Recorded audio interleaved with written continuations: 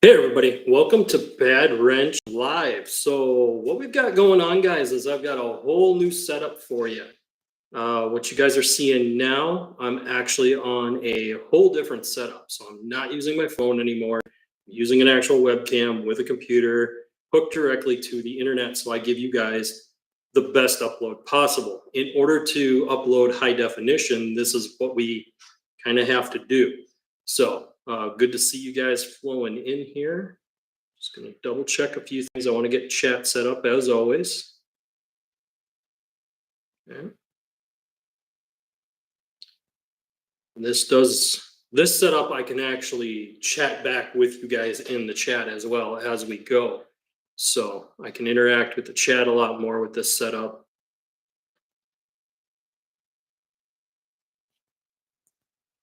Just double checking everything. Bill, good to have you in here, part of the mod squad, guys.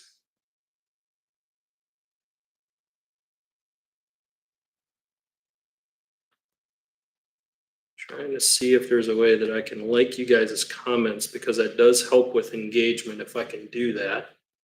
But I might need to be on a separate software for that. Probably would have to be watching on different devices.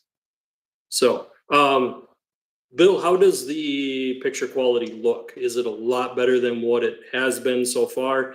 And how is the audio? Is the audio good or is it a little low?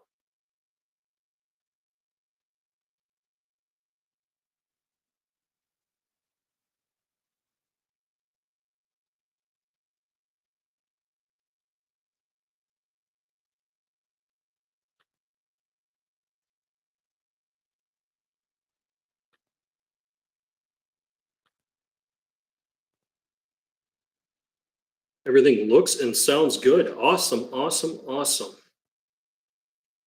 Do you notice a big difference from this week to last week? That's my big question. I'm hoping that the new setup is a lot better picture quality, a lot more vibrant, that everything looks a lot better. This camera does use AI technology, so it does kind of focus on my face, and you guys do get to see some of the autofocus as well. Just working with you here, Bill, until we start getting some more people flowing in, and then we're going to get on to announcements, and then we'll get into the main topic.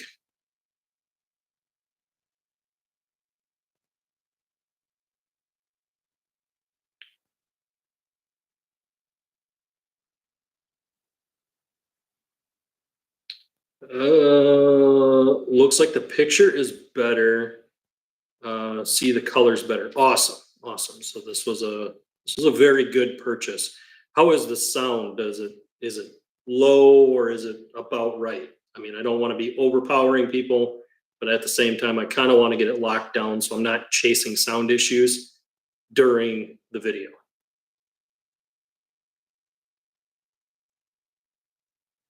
It's good. Okay.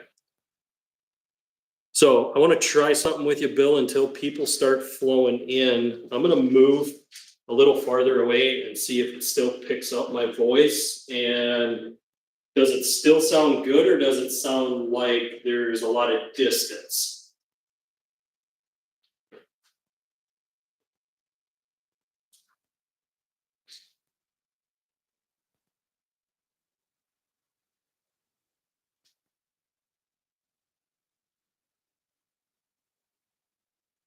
Yeah, as I was backing up there, Bill, did it still sound good? Was it still clear? Did you still hear me, or did it sound like I was in the distance?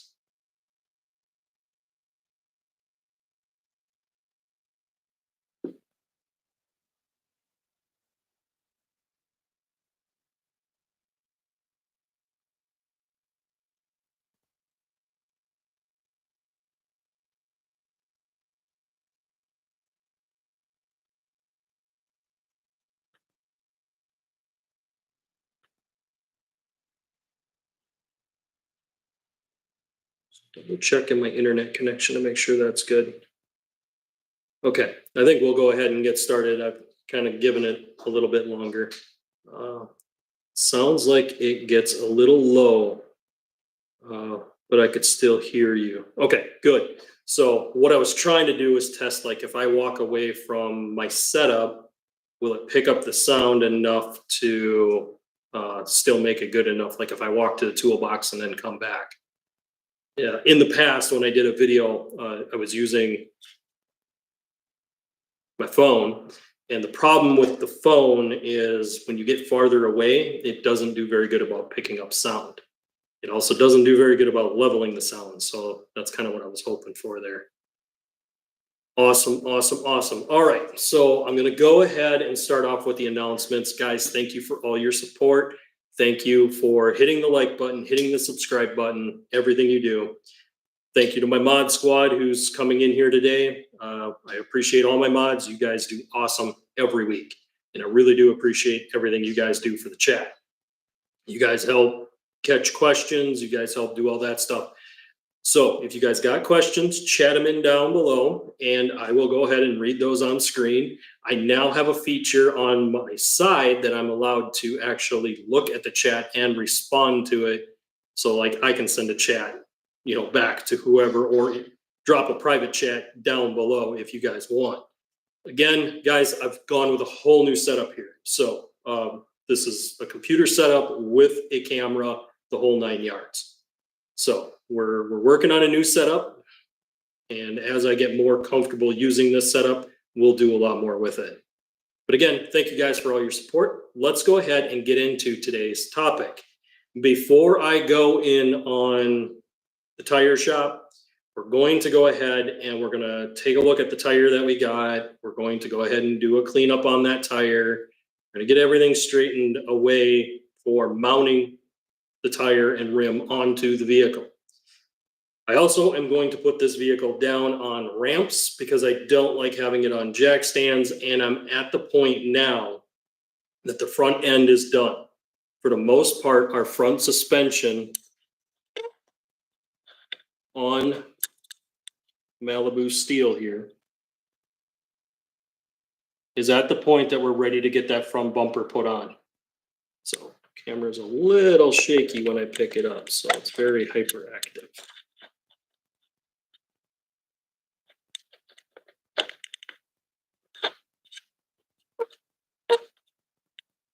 Awesome.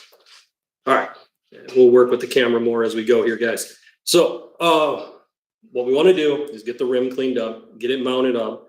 I'm going to get into the story about what happened with this rim and the tire company that installed these tires. I'm going to be going in hard on them, so I really do want to get the viewership up before I start cracking into that. So as of right now, we're going to go ahead and pivot. I'm going to move everything around and I'm going to get you guys closer to the rim. And I'll show you guys how to prep the rim after you got the new tires mounted on. I'm going to point out things that you need to look for once you get the rims back. And this is only if you choose to take your rims off and take it to a tire shop. If you take your rims off, take it to a tire shop, that's when you need to start paying attention to certain things and making sure things are done. We're going to cover all of that in this video. So let me get you guys moved around here on the new setup.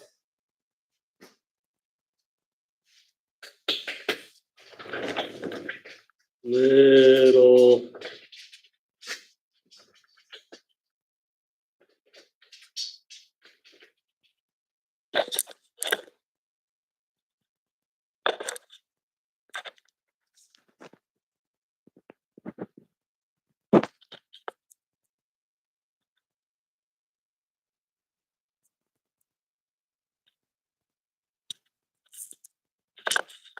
just trying to get camera set here for you guys. Sorry about that. I'm going to take my little, yeah, it comes with one of these little things that kind of blocks the camera screen. I had it sitting up there and it slid down. So something to know for the future. I'm going to go ahead and leave that off whenever I'm recording. So cords are going to become a problem because I don't do things wirelessly. Let me know if everything still sounds good, guys. All right. So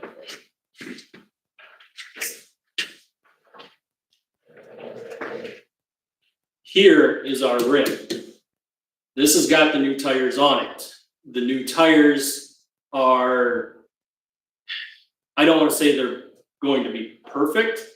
I will explain the tire buying process a little bit later in the video once I've kind of put this tire together and gotten everything cleaned up on it. So if you choose to take your rims and tires off to get new tires put on it, these are the things that you need to pay attention to that need to be done. If you have tire pressure sensors, make sure that they rebuild the tire pressure sensors, meaning new battery, new valve stem, and all of that fun stuff, or buy new tire pressure sensors off of Amazon. That way you get good tire pressures right away and you don't have to worry about it. Next thing you're going to want to do is make sure you tell them to clean the rim bead where the tire will sit.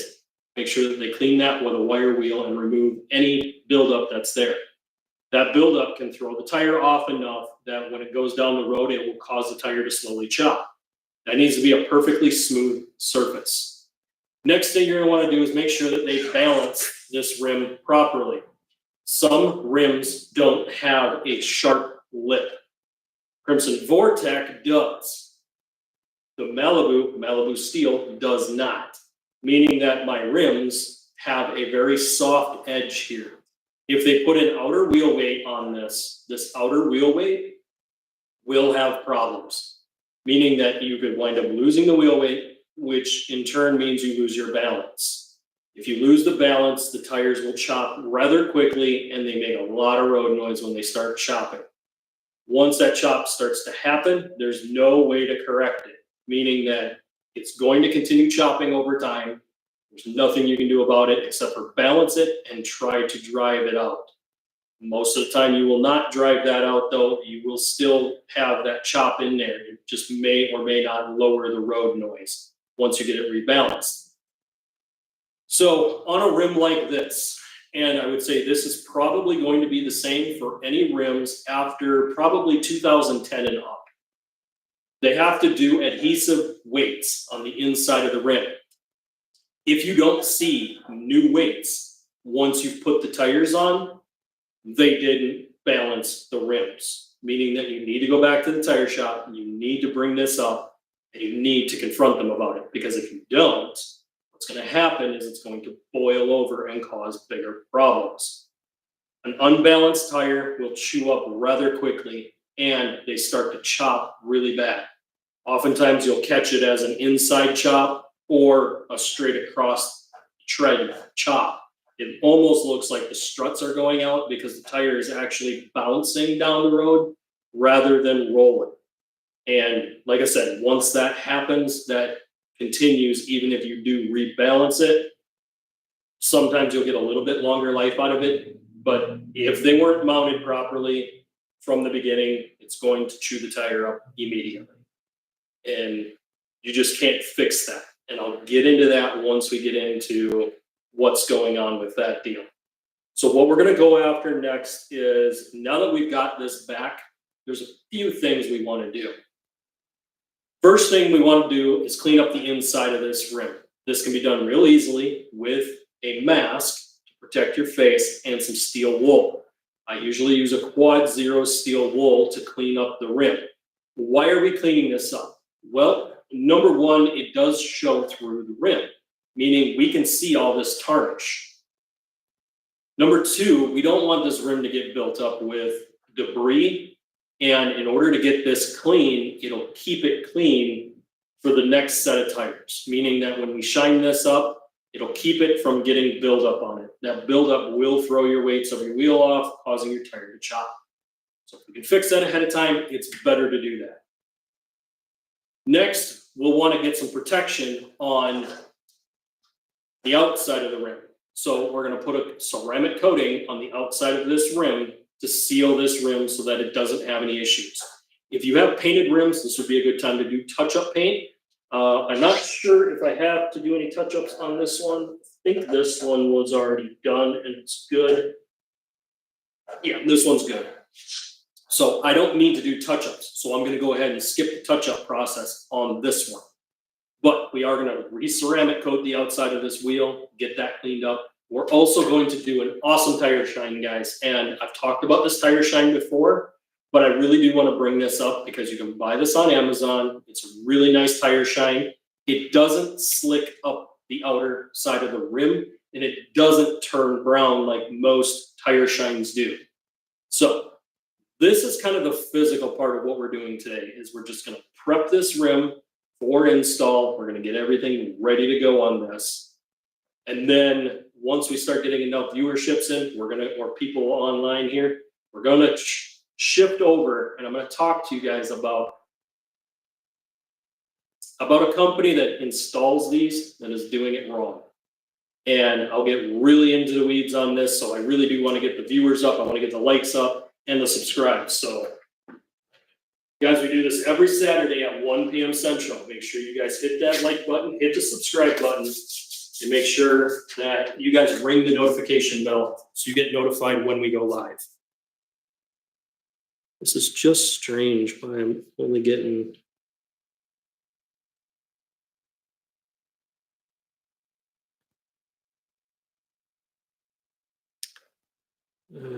there we go. Now we got...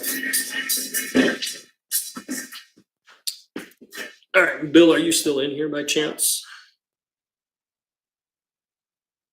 Bill does say use an SOS pad. You can use an SOS pad, but I prefer the Quad Zero steel wool just because of the metal buildup on there. Okay. Just wondering what's going on, if YouTube is being a pain to me, or why I'm not, why it's not pulling in viewerships here. Awesome. I'm playing around with a few of my settings here.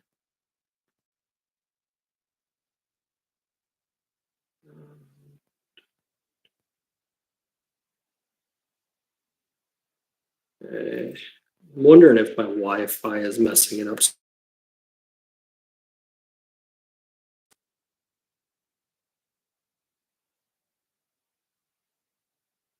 Okay. So now I'm just on Ethernet. I know it's still working because you guys are still here.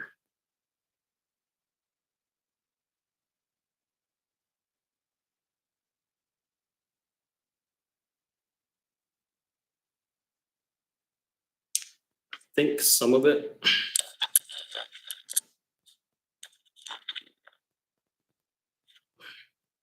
I think some of the issue is I created this live stream on my phone. Then basically, in order to get this started on here, I had to cancel that one out. And when I cancel it out, it just messes everything up. So going forward for the future, I will be creating all my live streams off of my laptop setup here. So we'll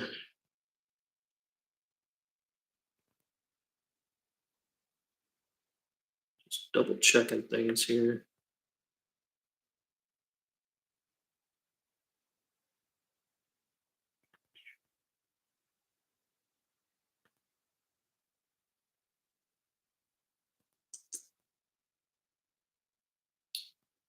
Okay, so I'm cutting in and out. Is it better now? Like, are you doing good now, or is it still cutting in and out?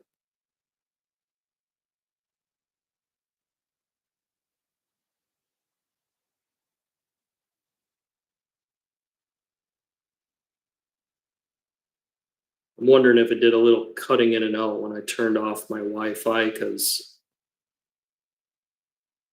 yeah, okay. Yeah, so basically what happened was I had my Wi-Fi going and I had my Ethernet cable hooked up. So it was too much. So we'll continue going with today's topic, and hopefully YouTube will be nice and kind of fix this video setup. Like I said, it really does make it to where I have to create the stream on my laptop. So when I don't, and I'm out somewhere and I decide to create it on here, what happens is by me creating it on here, it's thinking I'm going to upload on a mobile setup, and that just doesn't work. So we'll see if my Wi-Fi fixes the problem, and then we can kind of go from there. But all right, so I'm going to start with the first thing, which is cleaning the back of this rim. It's one of the easier things to do.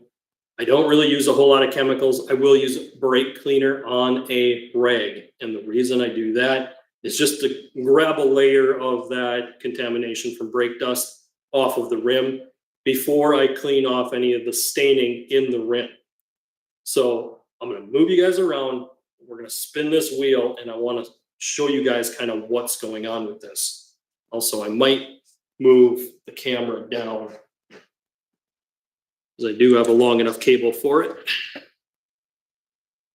All right. Let's go ahead and bring you guys down here. Trying to figure out a good height for you guys to see what I'm doing. Okay.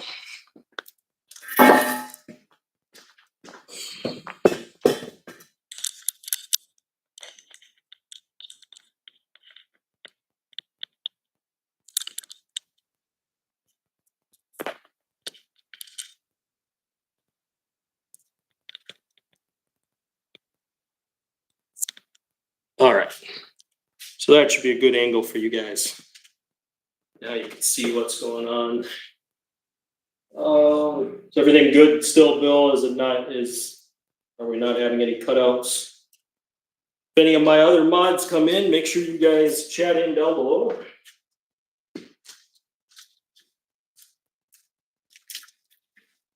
We will use this once I get to the steel wool part.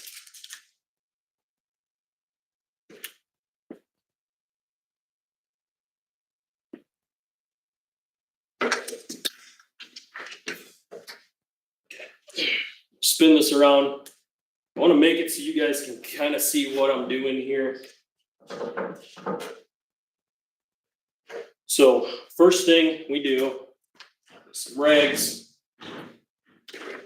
So I use blue shop towels. This is what works the best. And we do not want to spray the brake cleaner on here because it could get underneath the wheel weights and cause the wheel weights to not stick. We don't want to do anything that breaks these wheel weights off.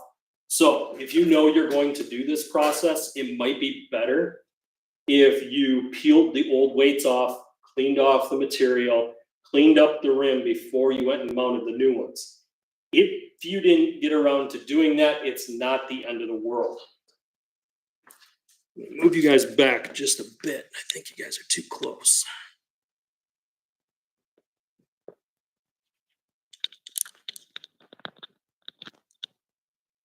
There we go. All right, so first thing I do, like I said, we don't want to spray inside that rim. We don't want to have the brake clean break down the adhesive. This is the good stuff, guys. This is the stuff that is the strongest. They do make one for people that live in California. Good luck to you guys, because that chemical does not work as well. I've tried it. And that one comes in a green can rather than the red that you guys see me using. So I spray down the rag really good. So once I got a decent amount in the rag, then I just work it. Try to wipe up any brake dust, any staining, anything I can reach with the rag.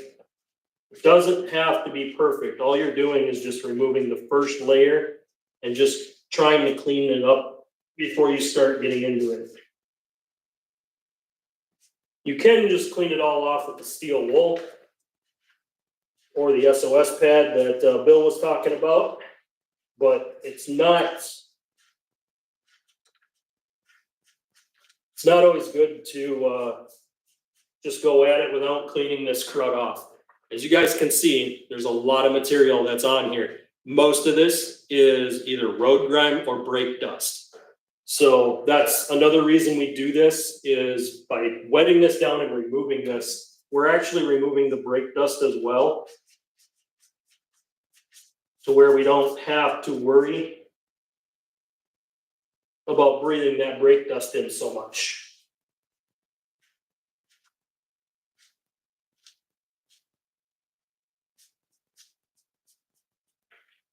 So now that I've cleaned the first layer of gunk off, this is what it looks like. Pretty simple. I usually throw my rags away so that they dry. Once they're dry, I can pick them up and throw them away. But next we're gonna move on to the fun part. So now that we've used the brake clean, I'm actually done with this because I've done 3 of these rims already. This is the last one to be done, and then we're gonna mount it up on the car. But the next, let me check. All right, we got 4 of you guys in here. If you guys got any questions, go ahead and chat them in. My mods are on the job here. They'll see you guys' chat and make sure that I get it read for you guys. But next, we're gonna go ahead and I'll get into the bad tire shops here in just a bit, guys. My goal is I want to give my chat time to file in. I'd like to have probably around 30 people viewing by the time I get into the issue with the tire shops. But for now, I want to get this cleaned up, so I'm going to go ahead and slide on my mask, and then I'm going to use the steel wool on this rim.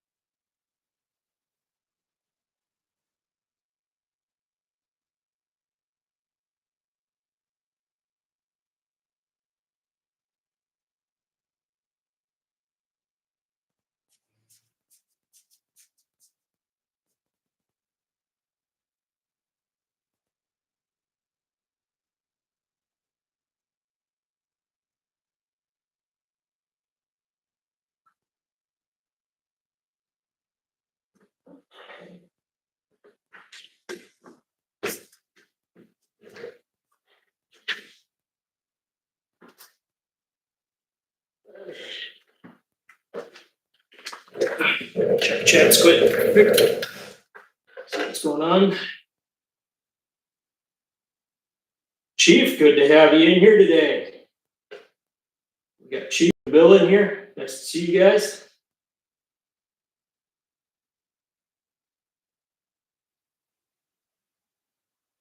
So we're just bringing you up to speed, Chief. What we're doing is we're cleaning this rim. We're getting road debris off of it. We're getting everything cleaned up, and then I'll go back into it and I'll break this all down here in just a second once I get this cleaned up.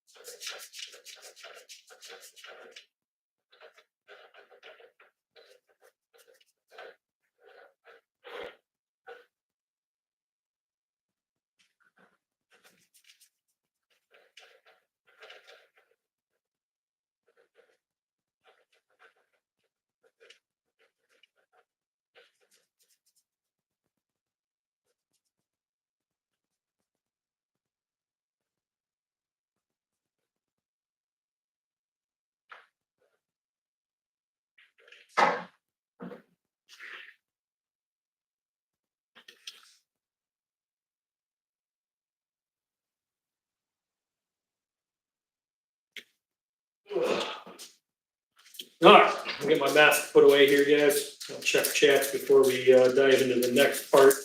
So now that we've got the debris cleaned off, the reason I wore the mask is we don't want this metal dust in our lungs.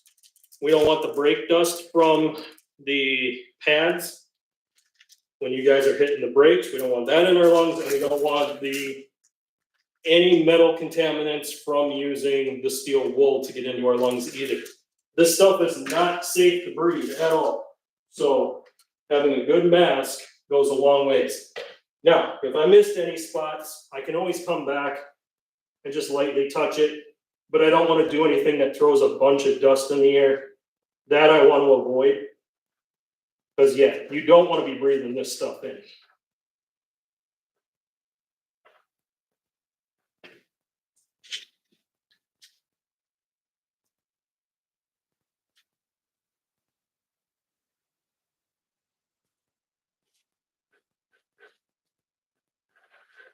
You can see how much dust is coming off just when I decide to touch up that edge. Just a big cloud of dust here. I'm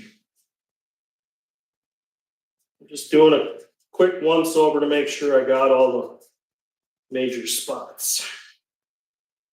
Sometimes I don't like to do that with a mask because it's kind of hard to breathe and see in the mask at times. Now it's done. Let's go ahead. I'm going to come over here, guys. All right.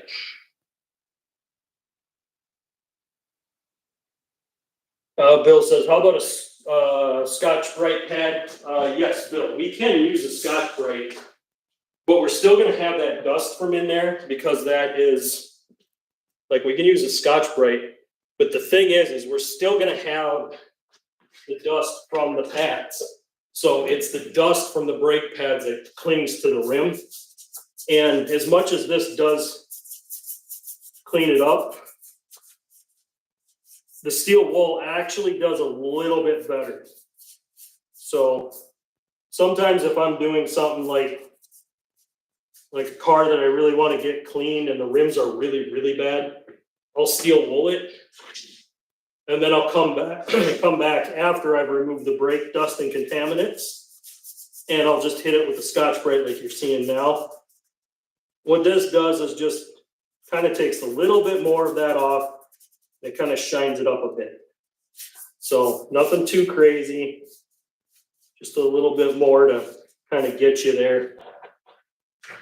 Now, if we really wanted to show, turn this into a show looking, what we would do is break out a buffer and we'd buff the inside of this after we've cleaned it off like this.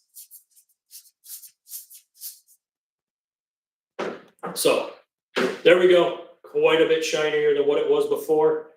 But what you're not seeing is there's still a good layer of dust on this that we haven't cleaned off yet that I'm going to do in just a little bit.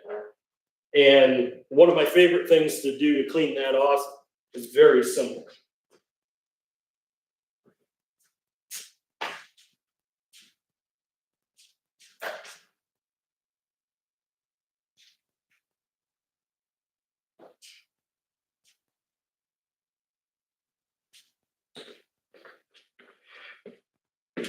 So we're at the point of cleaning this rim. And the best way to do this is with the world's best glass cleaner. What this will do is strip off any wax, grease, any contaminants. We could wipe this off with general purpose adhesive remover, but that step is very aggressive and I don't think we need it. Now, if I thought we did, we would do it because we are going to ceramic coat the outside of this wheel. But for now, I really do think this will get the majority of it clean.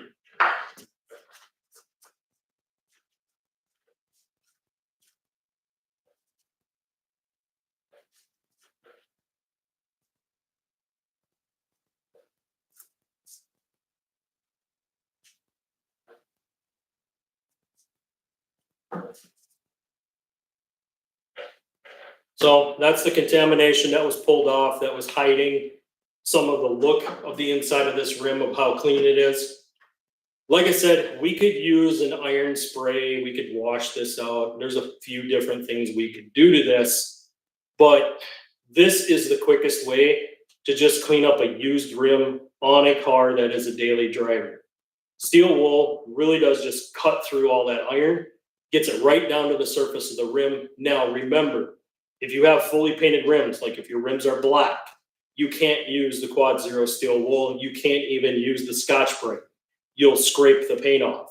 You don't want to do that. That means you would need to use that iron spray, spray it down and rinse it out. And you'll just have to keep doing that until that iron is gone off of the rim. It's a very time-consuming process. Now, if you don't, like this one had either a clear coat or no coat on the inside of this rim, I could hit this with the Quad Zero steel wool and it's not a problem. What I'm trying to do is line this up to where it's secure. Next, I'm going to clean the outside of this rim because we are going to put a tire shine on this and we're going to ceramic coat this rim. So I want to get the outside of this rim cleaned up just like the inside. And this one is not going to be as bad because I do keep the outside of my rims pretty clean. It's the insides that get a lot of brake dust and abuse on it, that I don't keep those as clean. I'm also cleaning the tire for the tire shine. So this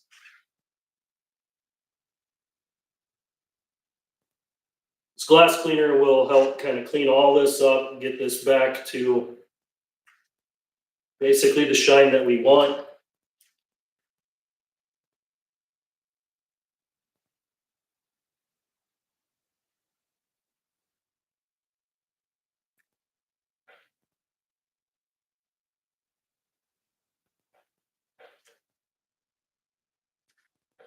Once we got it all clean, we can go ahead and put our protection on.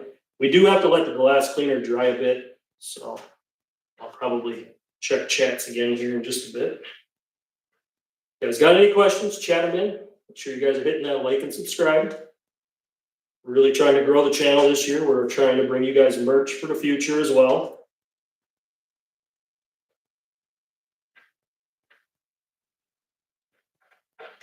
All right. So that's clean. Usually I just toss these rags away when I'm done.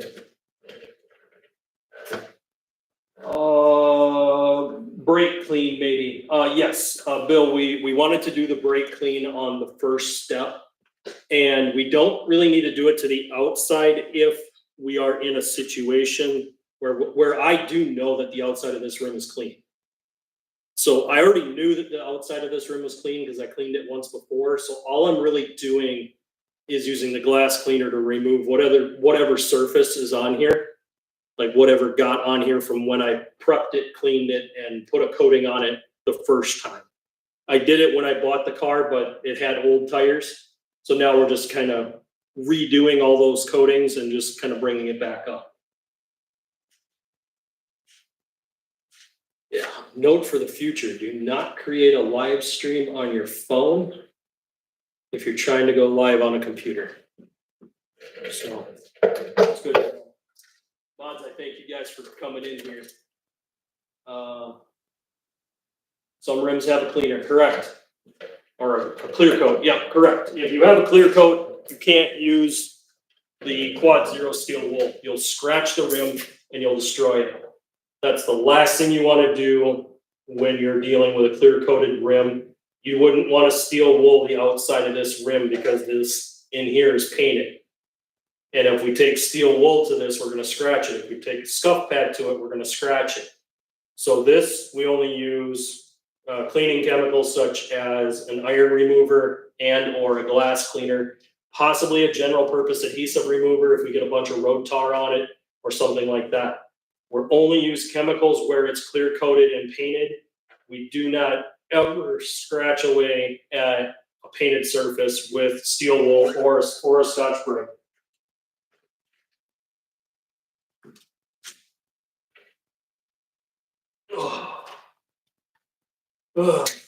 It's good to have my mods in here today. I wish YouTube would not have done that, but I'm also learning the software, guys. Chief, we still got you in here by chance? Still in the chat here, Chief? If you are, let me know how the picture quality is and how the sound is. I've already asked Bill. Yeah, let me know how picture quality is, sound is. Is it more clear than last week? Cool, everything's good. Awesome. Yeah, I'm trying to figure out if this should be the new way I should go live for you guys. That way I know that I'm bringing you guys the best picture quality I can. I'm also hoping I won't have as much lag and as much dropout, which means we'll hold more people on stream. You know, in the past, I've had issues with lag and dropout while I'm on my phone. Some of that was because I was on a wireless connection. So I was using a wireless internet versus this one, guys. I'm actually hardwired in right now. So I'm hardwired into my Ethernet. And I'm running a dedicated modem and router for this video today. So hopefully everything looks good. So what I have here, what do you got? Picture looks really good. Right on, hardwired, good tip. Yeah, if you're gonna do anything live streaming, guys, you wanna be hardwired in. That's why I'm using a dedicated laptop computer for this now. Yeah, before if I got too far away from my phone, it wouldn't pick up the sound properly and you guys wouldn't hear me. It would sound like I'm walking away from the mic. So I'm gonna tip you guys up for just a second.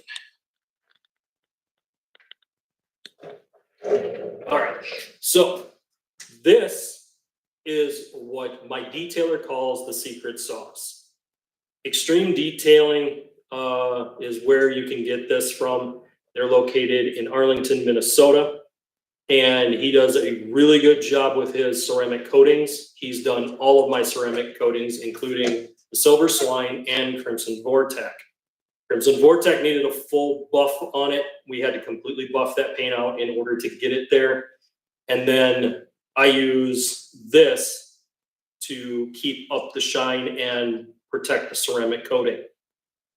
This is a short term. It's not a long term. He has now upgraded to one that lasts for up to a year. Meaning once you spray it on and you put it on, it lasts for up to a year and it's good for probably 10 to 15 car washes. Now, depending on who you are, that could be a couple of weeks. I do wash my stuff usually once a week just to kind of get a layer of debris and dirt and dust buildup off of it. But I've noticed a lot better performance from his new stuff than the old. This is the old. And all I do is spray it onto a rag. I wipe it into the rim or into the metal that I'm trying to shine up, usually a painted surface. So.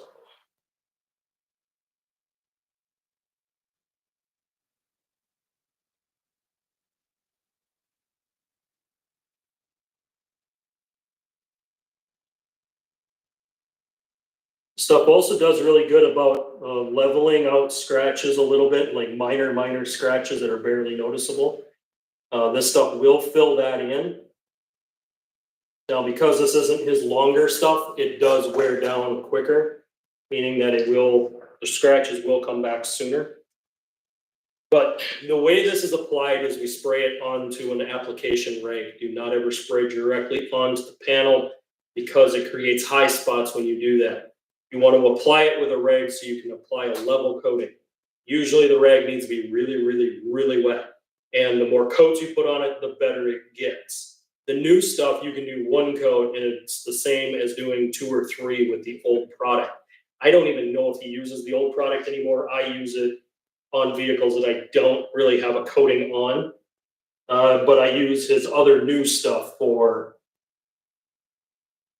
anything that I got ceramic coated. So Silver Swine and Crimson Vortec get the new stuff. What I do now is I go back and I buff off any of the extra.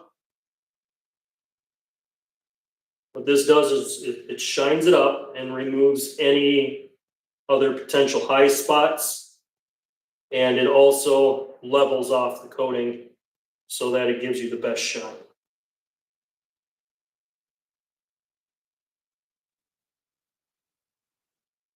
Yeah, you guys are starting to see some of the shine in the rim that you might have not have seen before. So. All right. Check checks.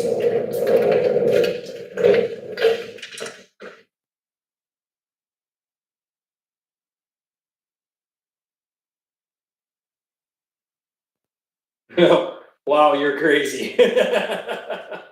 What product is that? He calls it the secret sauce. So let me grab the other bottle. How does this sound when I'm so far away, guys? Does it still sound good?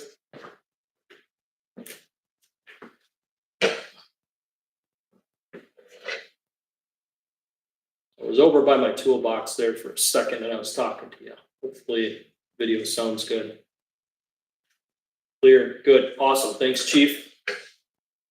Thank you, Bill. Thank you, guys. So this is what it is, right here. So secret sauce is what he calls it. His company, Extreme Detail. They're located out of Arlington, Minnesota. You can probably reach him on Facebook, and he may sell this to you via Facebook so that you can buy it and he'll ship it out to you. This stuff works awesome. This new stuff that he's got it's mind-blowing. I absolutely love it. And I'll give you guys kind of a sneak peek. I don't have, be careful here. There we go. So right now, Crimson Vortec has the red color of the paint is all done. I have not done the front bumper or the glass or anything like that, but it is all pretty much set up and done.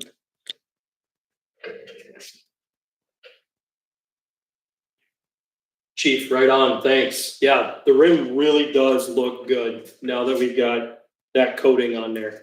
And one thing that it does One thing that it does is it provides a nice slick coating on the rim. So we can feel the coating on here. My finger glides, it doesn't leave fingerprints behind, so that's a really good coating to have. And the new stuff works even better than the old, so I would assume that that would work good for both. Jay, we got you in here today. Awesome, awesome, awesome. So Jay, what we've got going is this is a whole new setup for me. I actually have a webcam with a dedicated laptop and hardwired computer setup. I created this stream on my cell phone, so unfortunately, we're probably going to get lower viewership today, but I'm really hoping that we can get this video done. We can do some cool things on this video today. I've got some info coming on the tire stuff. So guys, I will be running up discount tire in this video. I'm going to be chewing them up and down, left and right. They're going to catch it. Something happened that I strongly have a disdain for discount tire. And I'll get into that a little bit later in the video. Hopefully we'll get the viewership up. I'd like to see viewership at about 30. I don't know if I'll get that today, but I'd like to see it at 30 before I start doing that part of it. It may or may not happen just because of how I created the stream today. I had to go in and recreate this stream, so. Cheap, yeah, I wouldn't go to discount tire, yeah. I'm gonna explain why this is happening. I'm really gonna go into it. I've done a lot of homework and a lot of research to bring you guys information of what's happening, why this is happening, and why discount tire isn't necessarily the only culprit in the game, but they are one of the biggest. And the reason why is how the company is structured. So I got a lot of info to bring to you guys here on this a little bit later here. Jay, I bought new tires. I also bought new tires for my Silverado. Awesome. So yeah, to bring you guys up to speed, that's what we're working on. So we've cleaned off the inside of this rim. We've gotten the brake dust off. We've gotten the road contamination off.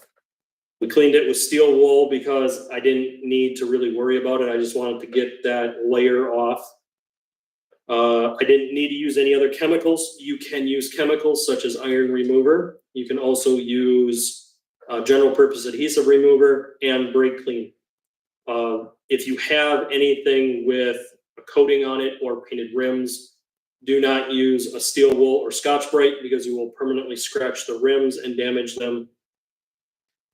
We've already done a ceramic coating on the rim itself. I've already dropped you guys the info on the secret sauce from my detailer right here. So, and what we're going to do next is we're going to get into doing the coating on the tire. Now you have to do 2 passes on this to really get the shine out of it.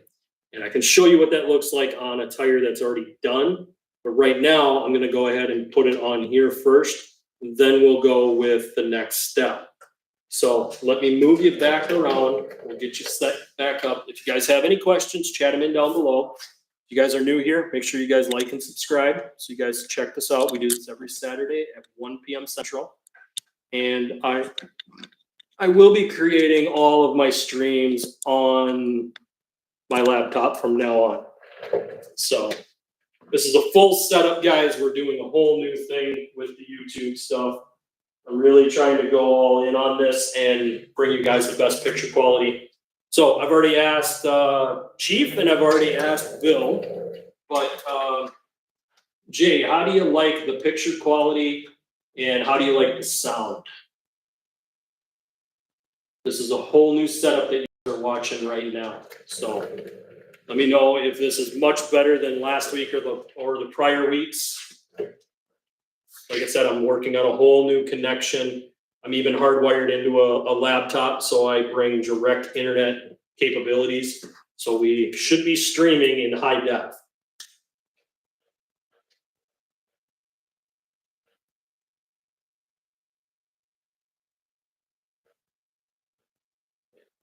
So what I'm doing is I'm just prepping this rag while we are doing some stuff here. So I have to prep this rag because I use this one for my tire shine only, because this stuff does harden, meaning that it will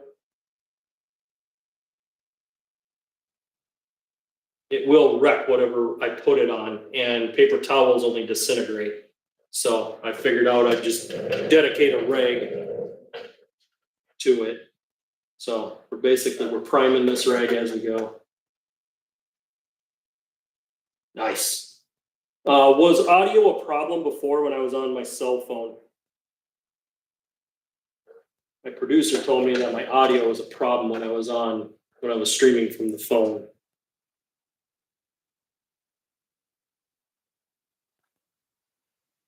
So again, we're prepping this, just kind of checking over chats, guys. If you're new here, make sure you guys hit that like button, hit the subscribe.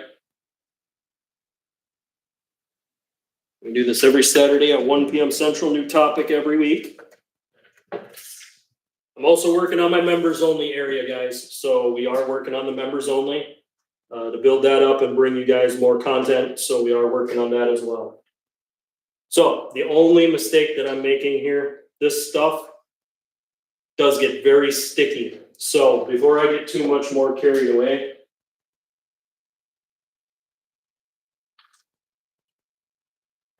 I'm gonna put on a good old set of rubber gloves, because this stuff, yeah, it hardens. It's almost like putting a clear coat on the rubber. But this is the best tire shine I have ever used. And it lasts a very long time. We did the rims on Crimson Vortec when we put new tires on it. And this tire shine lasted well through a full rough winter where I live. It's getting to the point I should probably do a touch up on it, but I may or may not do that as a separate video. So now what we're gonna do is, now that it's prepped and we've got it, I'm just gonna put a little bit more in here, and then we're gonna start rubbing this on the tire. Again, we apply to the rag and then wipe it on the tire. And the reason for this is so that we apply the coating level. We don't want to have high spots. Anytime you have a coating that hardens like this one does, you don't want high spots.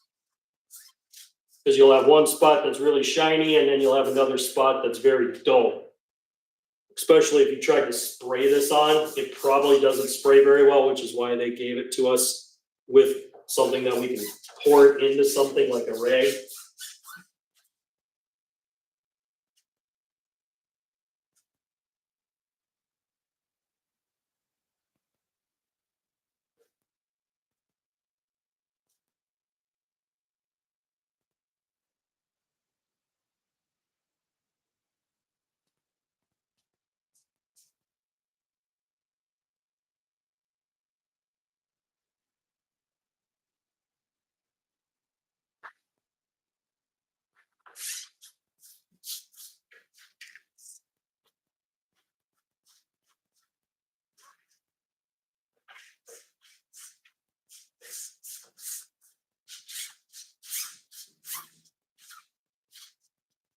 And we do want to apply this stuff on really heavy. We just don't want to get it onto the rim.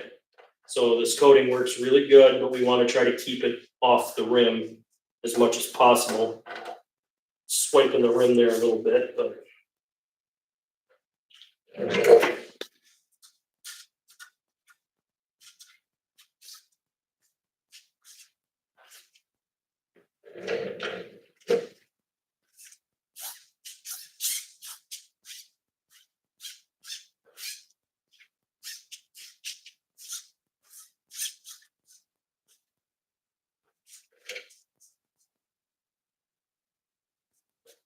Okay, so I got a little bit on the rim.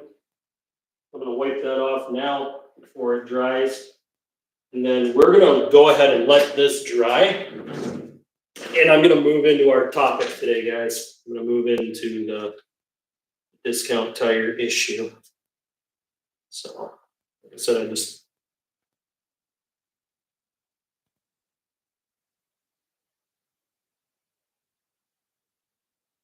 ceramic coating actually helps to kind of wipe that stuff off real nice. So we're gonna go ahead and let this cure up. I don't know how well you guys can see that, but there's the tire shine. This is the first coating. So as this builds up and you get like 2 coatings on here, you will get a really nice coating. Let me see if I can get you guys over here. Don't know if I have enough cord. If I don't, I'm gonna have to.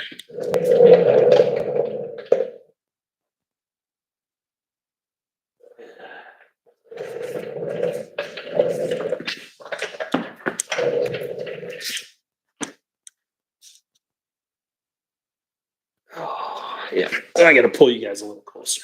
I think my next purchase, guys, is gonna be a gimbal. Something so I don't have so much shaking. So there we go. That's one that's already done. And you guys are seeing the shine right there on the tire shine versus the center of the tread. This is the way it will stay. This is cured and it's dry. So this will not come off from what we have on here now. That's done. So it stays like this for the most part. I have not been through serious mud with this tire shine.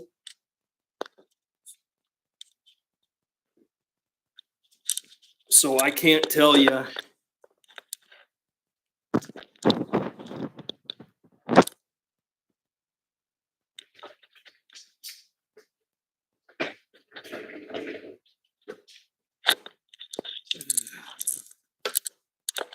I could definitely use a gimbal, guys. I'll be looking into those. All right. Oh,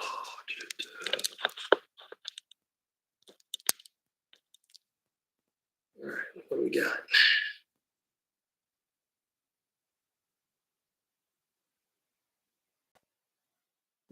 Imagine new custom plate frames. So are you talking like for merch, like going around the license plates? I have looked into making full-on custom plates. I have thought about that. That would be, if I was doing vinyl graphics and stickers, I would probably do that as well, where I could make a custom plate that people could bolt onto the front of their vehicle, especially for plates where people live and they only have 2 plates. That would be a really nice thing for them to have. There we go. Yeah, I can look into that for the merch store when we start doing the merch. So definitely, we can definitely look into that. All right, so while we're letting that tire shine dry, I'm gonna grab something to drink, which is over on the bench.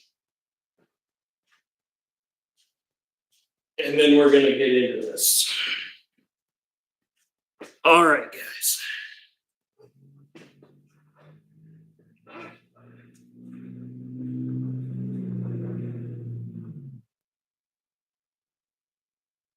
I'm tired of this pass by a girl plate frame on my. Yeah, depending on what your Silverado is, you might want to do a delete on it and get rid of the issues. I follow a few people on YouTube, and one of them that I follow, he just got done doing a AFM delete, so active fuel management delete, which is the new one versus the old school. It's DFM, so dynamic fuel injection. So what they did was the newer trucks have dynamic, meaning it'll bounce around wherever it wants to save fuel. The other one is active fuel management, meaning it'll cut it down to a 4-cylinder mode when it's going down the highway at low torque situations.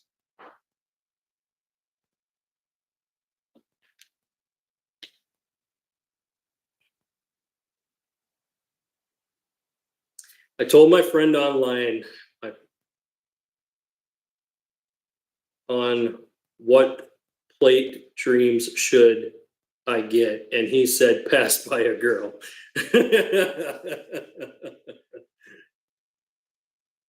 Frame, yep.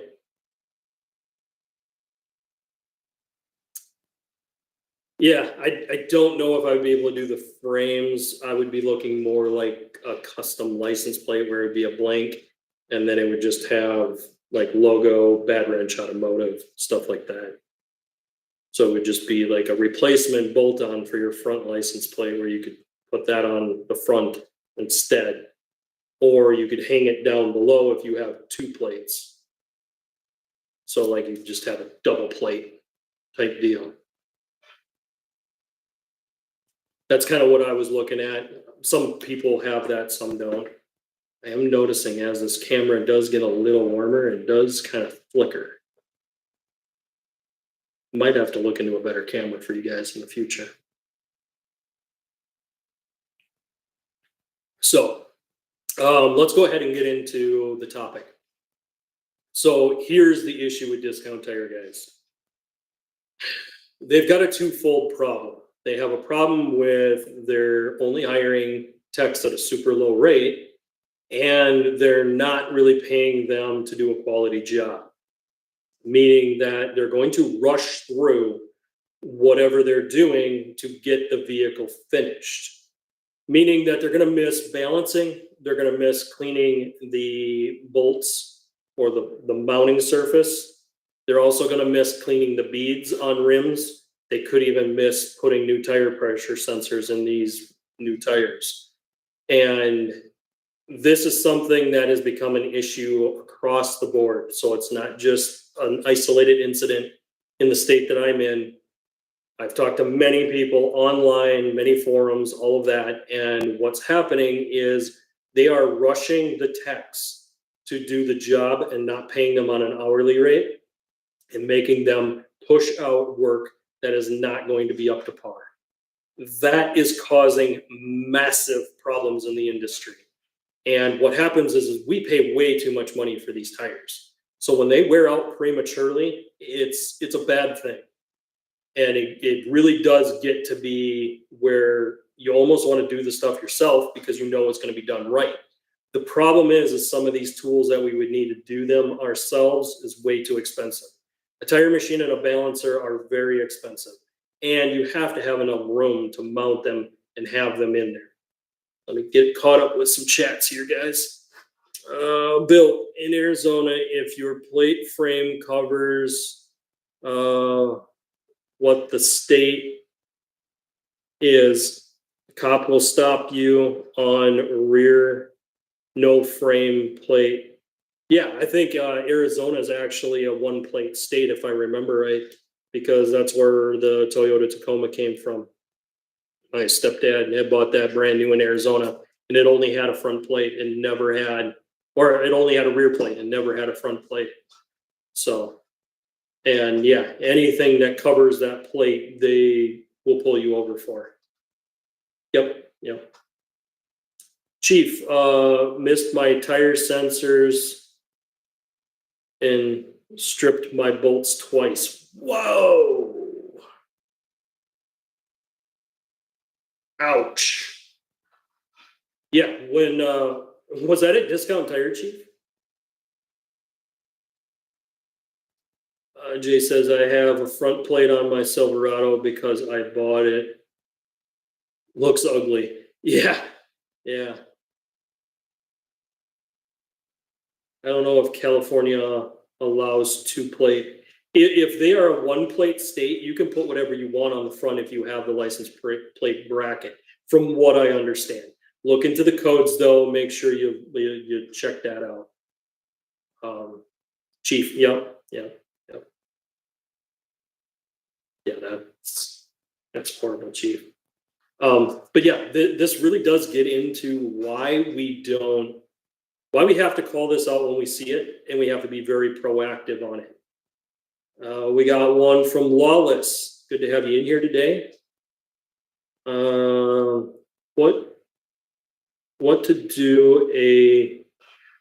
Want to do a ready lift kit, rims and tires on your channel. So you're looking if I'm gonna do a lift kit. If I'm going to, I'm either gonna buy a different truck or we're gonna do it on that little guy over there, right there. And that is Crimson Vortec, but we're also going to be doing a engine build on this channel for that truck. So I'll be buying a junkyard engine, stripping it down all the way. I'm going to show you guys all the tricks and tips to get the power back out of it that GM stole from you guys from the factory. And we're going to get it pretty much back to where it needs to be.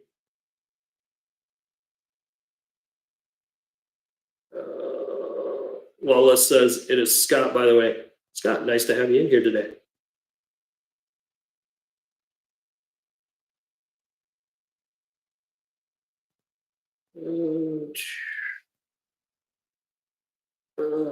Go back up here. I'll get caught back up. Chief says they had another place fix my bolts. Discount Tire is an absolute sham.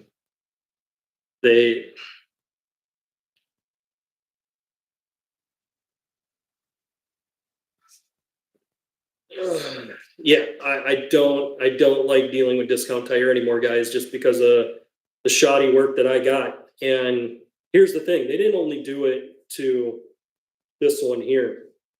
When I went there to pick those up,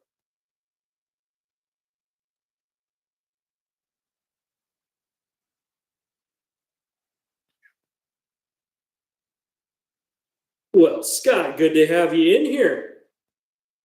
I knew the name looked familiar, but I wasn't sure if that was you. So yeah, I worked with you, Chris. I know. It's good to have you in here. Yep. If I knew you'd be here every week, I'd give you a wrench and have you become one of the mod members. It'd be nice to have somebody local as a mod guy.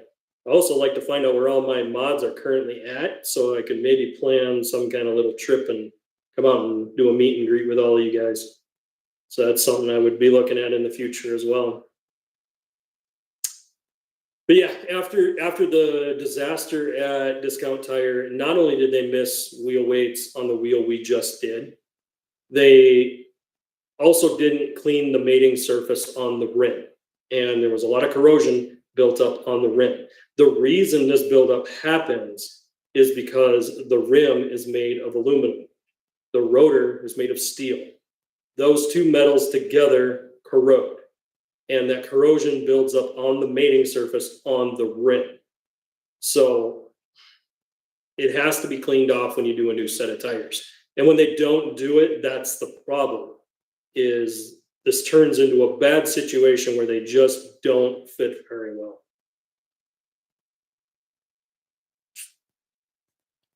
I got the lift and rims and my tires on my truck. Oh, you did get that done finally. All right, awesome. Trying to remember, what truck did you get again? I know I saw it, but I can't remember what it was. Was it a Dodge Ram that you got? I know you had that maroon Chevy, but that went down a long time ago. But yeah, not only did they miss the balancing and cleaning that rim, there was two rims where they put the weights on the outside of the rim. And like I told you guys, that weight on the outside of the rim is wrong, because on my rims, there is no lip to hold that in there. So if that weight can't clip in and stay in, what happens is as the wheel rotates, centrifugal force will throw that weight off, meaning that now the tire is completely out of balance. You have to use the adhesive weights on rims like I showed you guys. And this is pretty much 2010 and newer. Most 2010 and newer doesn't have that old school lip on them anymore. They're designed to have the glue-in weights. So anyone doing tires, I would strongly suggest pull your weights off, pull your rims off, take it in and have them put the new tires on it and rebalance it. Yep. Okay. Yeah, it is that Ram that I saw you with. Awesome. Yeah, I would want to see that thing with those, with the ready lifting the rims and tires. That'd be awesome.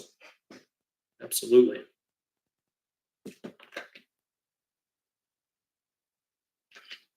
So I guess I could say this was a one-time insulated or incidental situation, but it's not, because I did take champagne bubbles in and I got the rims done on that one too.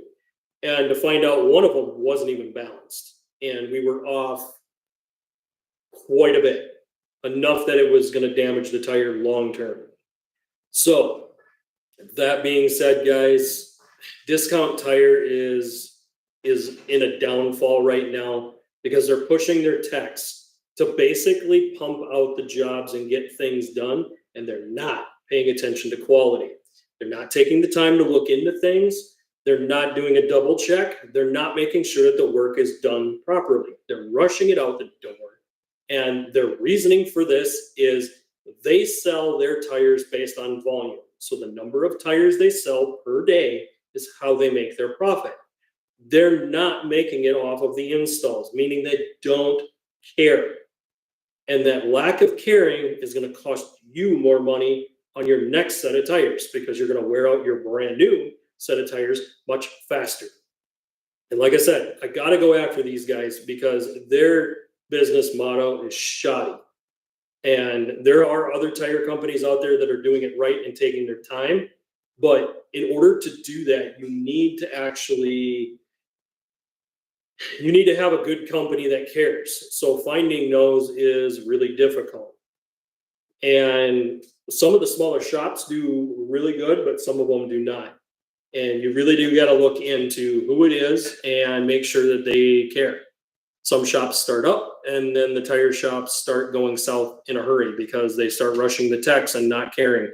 They want to sell a certain number of tires, do a certain number of oil changes. It's all set up by the hour. That process creates a whole bunch of problems. Let's get caught up on chats here quick.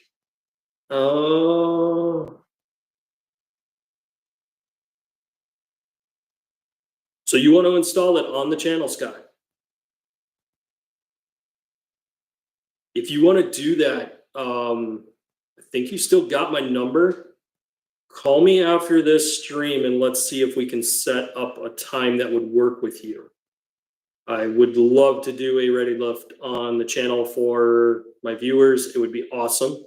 So that would be really, really cool to do that. And I know my chat would absolutely love that content. So yeah, I'd love to hook you up with that and get that done for you on the channel here. Don't call now because I'm live streaming. I won't answer. Let's see. Bill says I went to Walmart. As far as I can tell, they did a good job. Jay said he was back. There's tires definitely ain't discounted. Yeah. In my opinion, yeah.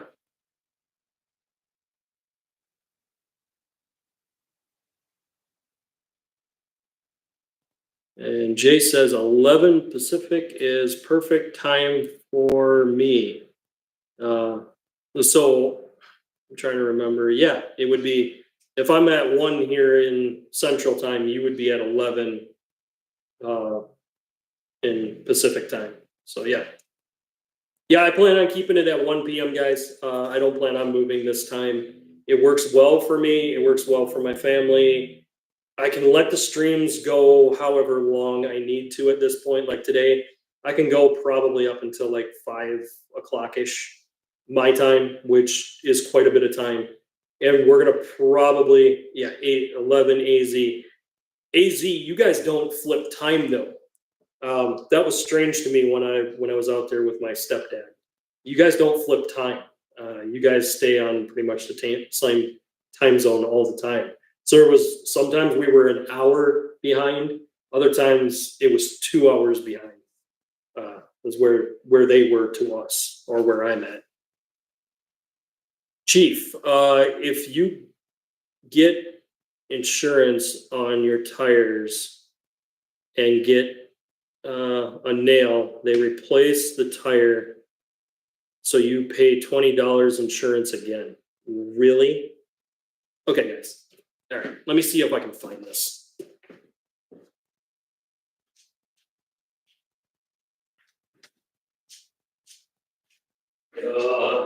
Where is it?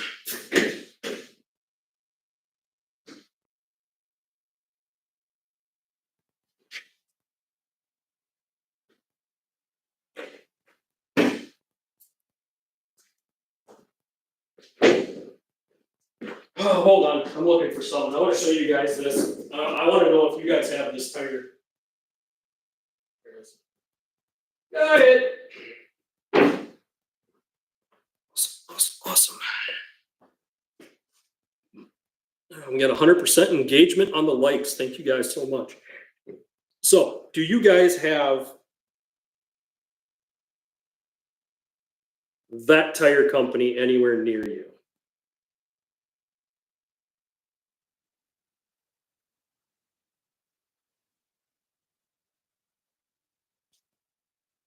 Let me know if you guys have that tire company near you.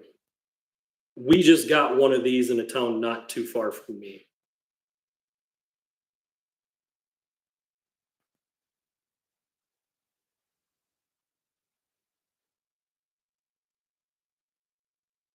Okay, Bill said he can't see it, so I'm going to try to do this again.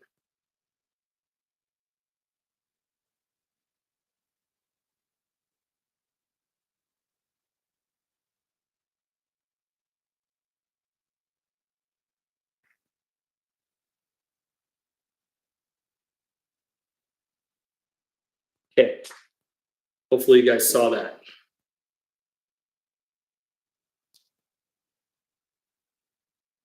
Nope, not in KC. Yeah, I was wondering if it's just in upper Midwest right now. Jay, I rely on the Chevy dealerships. So with the Chevy dealerships, again, they're a book rate. So make sure that you check those rims and tires when you have those tires remounted. Make sure they peeled the old weights off and put new ones on. Because once you pull the tires off, the balance is gone. And when you put a new tire on, it's going to balance different than the one you have. So it doesn't matter. The weights always have to come off every single time you take a tire off. And you can never just take a tire off and put it back on because it'll never balance the same. It always has to be rebalanced every single time. Jay says, sometimes I just do them all myself. Yeah, if you have the machines, it's the best way to do it because then you can balance them. You can make sure the beads are clean. You can make sure the tire pressure sensors get rebuilt and replaced and put in. You can make sure that the mating surfaces are clean so you don't have issues with tire wear. That's the way to go. I don't have tire machines in here. That's the only reason I have it set up the way I do, is I don't have the machines to mount and balance tires. Doesn't mean I don't want to look into it for the future, but I don't have them now. So I do have to rely on them to do that. And this company that just opened not too far from me was the one that actually corrected these rims, and they did a really good job. And as I looked at it and I noticed what they were doing, I also told them, hey, can you touch up the mating surface a little bit more? I don't like all the corrosion on it. So they hit it up again for me. So they were really good about it. Awesome company. And I will probably use them in the future until I decide to buy my own machines. But again, I'm probably going to need a bigger shop if I go that route.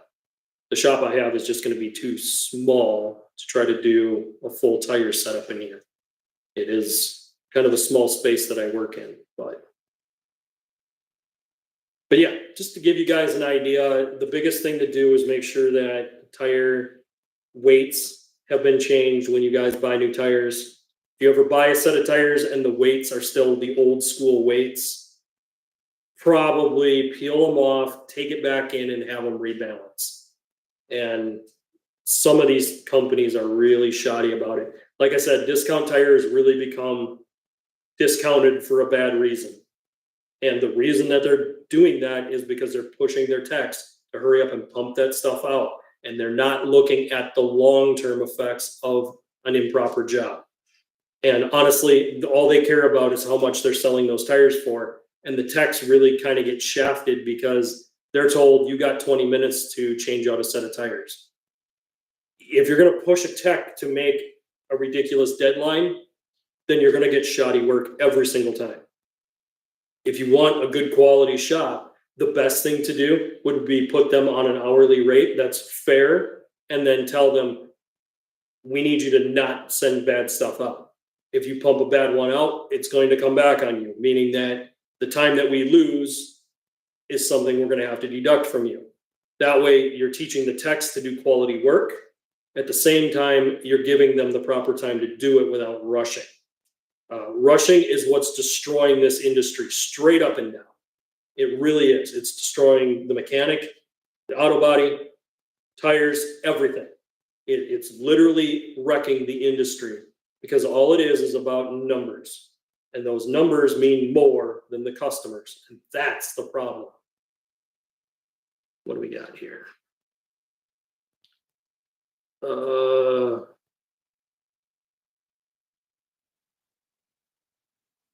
Chief says you're getting a lot of ads. Congrats. Are the ads getting aggressively ridiculous? Because if they are, I'll go in and I'll choke those back. I really don't like them being super aggressive on my live streams. On the playback, I can understand it a little bit, but I don't want it during the live stream. So if it's ridiculous, let me know, and I'm gonna try to change that. No, every 20 minutes maybe. Okay. All right. If it gets to be too intrusive, let me know, and I'll see what I can do with that.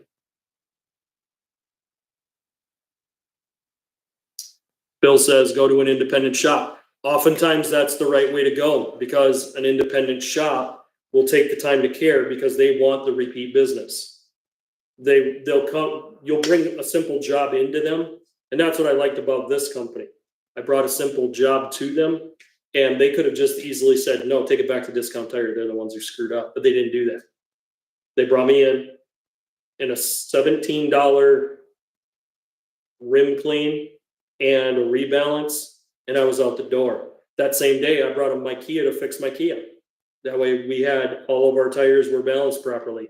I don't have to worry about Crimson Vortec because Crimson Vortec has balancing beads in the rim. So that's the other way to beat that system is to put balancing beads in it. Here's the problem with balancing beads though.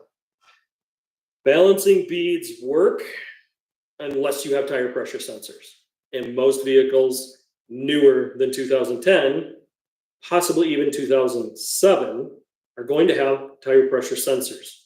If it has a tire pressure sensor, you can't run balancing beads because as the beads go around, they'll hit that sensor and they could potentially damage that sensor. So balancing beads don't work on that setup. Bill says I'm not getting any ads. Sometimes it's like if somebody drops out, comes back in, they might catch an ad, or if the connection drops for some reason, like if there isn't good connection. That's why I'm trying really hard on my end, guys, to make sure that my internet connection is solid for you guys. That way there's no drops. Lawless or Scott said, just so you know, I have other ideas I'm going to do for my truck. Cool. Yeah, after the stream today, Scott, if you get a chance, hit me up and we'll hook up and figure out times that we can start doing some of this content. Yeah, if you got a bunch of stuff to do, we'll definitely bring it in and we'll do that. So especially something like that with rims and tires and a lift. Like I said, I know Jay's going to want to see it. I know Chief is going to want to see it. And I know Bill's going to want to see it.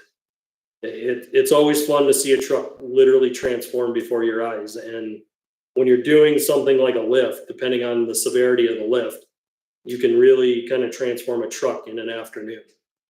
And it depends on how aggressive the kit is though, too. So we do got to look at that. If it's something where it's going to tie up some garage space, I'm going to need this thing out of the way. So, but we'll definitely talk about that. Jay says you should put a turbo on it. Actually, I believe he's got the 5.7 in it. Please tell me it's not the e-torque. I don't think it is. When I talked to you, I don't think it was the e-torque. E-torque is ridiculous. Yeah, I've already chewed them guys out for that garbage. Yeah, it should be a 5.7 Hemi. Yep. Yep. Because I remember seeing his truck, and I know his was, I want to say it was older than 2019. 2020 for sure. I know he probably said up here in the chat. I can go look.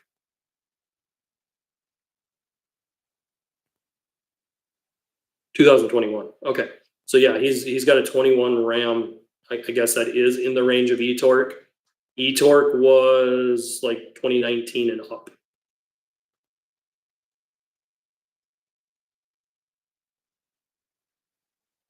I would like to put a Hellcat supercharger on it. The issue with the Hellcat supercharger is you're going to need injectors, you're going to need a tune, and you're going to need an unlocked PCM. So that's the challenges we're going to run into. On a deal like that, you know what, Lawless, I think I would reach out to HP tuners and see if we can't work something out with them to get a cam set up. And we would do a MDS delete on it. So we would get the MDS taken off. We'd put a new cam in it and new lifters in it, and then we'd tune it. But we're going to need an unlocked PCM, which means you may or may not have to send that PCM out to have it rebuilt.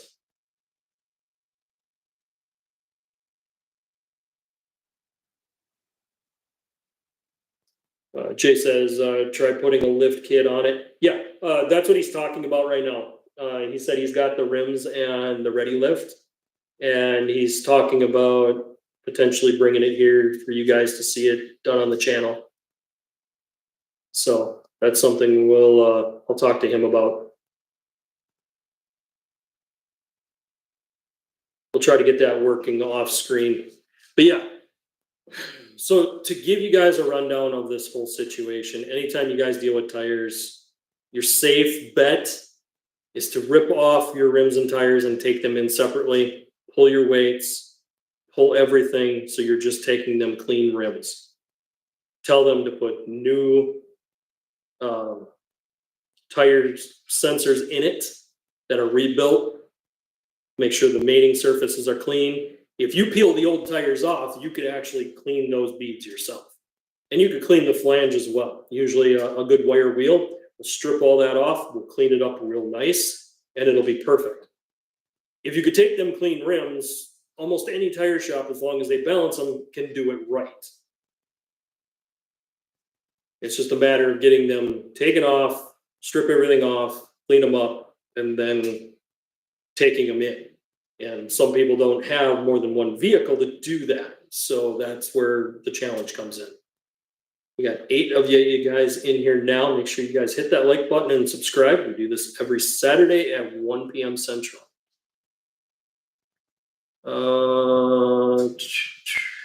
Lawless says it is a 4-inch ready lift kit too. Okay. So does it have everything in the kit? Like, is that one coming with upper control arms and all that other stuff? Because if it's coming with upper control arms, I need to see where your alignment is. And that will add some challenges, because as we strip those parts off, it's going to have to go pretty much straight to an alignment shop. Even if we mark where the old arm is when we put the new one on, it's going to throw everything off. So there will need to be an alignment done if that's the case. And I'm pretty sure your alignment keys are up top on that truck, not on the bottom. I think your bottom one is fixed.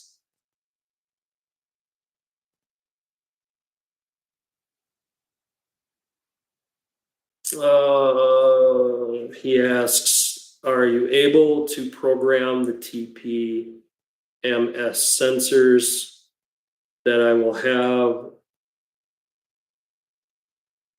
in my rooms? I will not be able to do that unless I get my new scanner, so it all depends on when we do this project. P. Norton 75, member. Good to have you in here today. He says, sorry, I did not get the notification.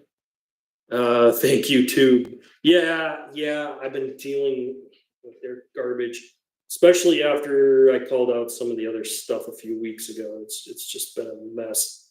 So, Pete Orton, because you're a member, I'm also trying to do some stuff on the member site for you guys to let you guys know when we're doing videos and to kind of drop the topic ahead of time.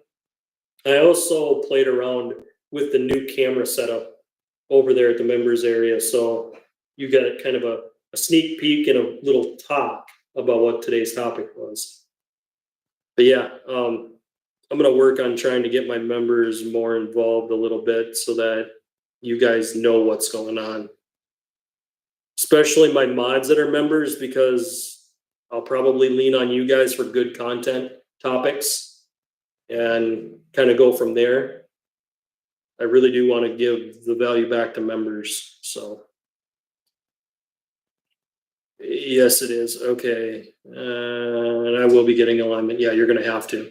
After we put in that kind of a leveling kit or lift kit with new upper control arms, you're going to definitely have to get in alignment. You won't be able to do it without.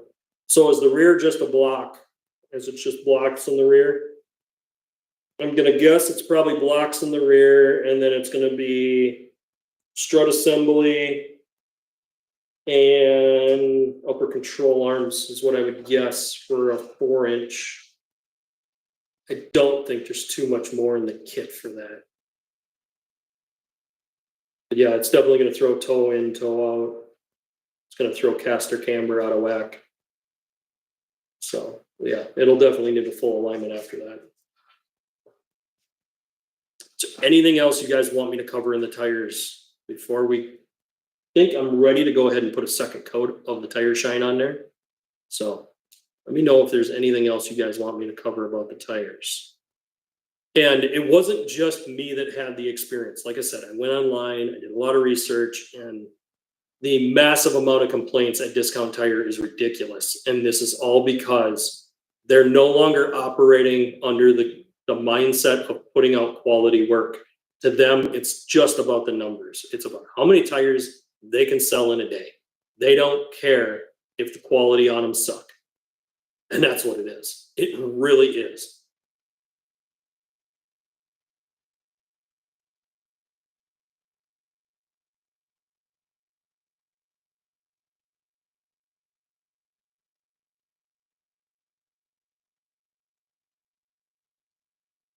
All right.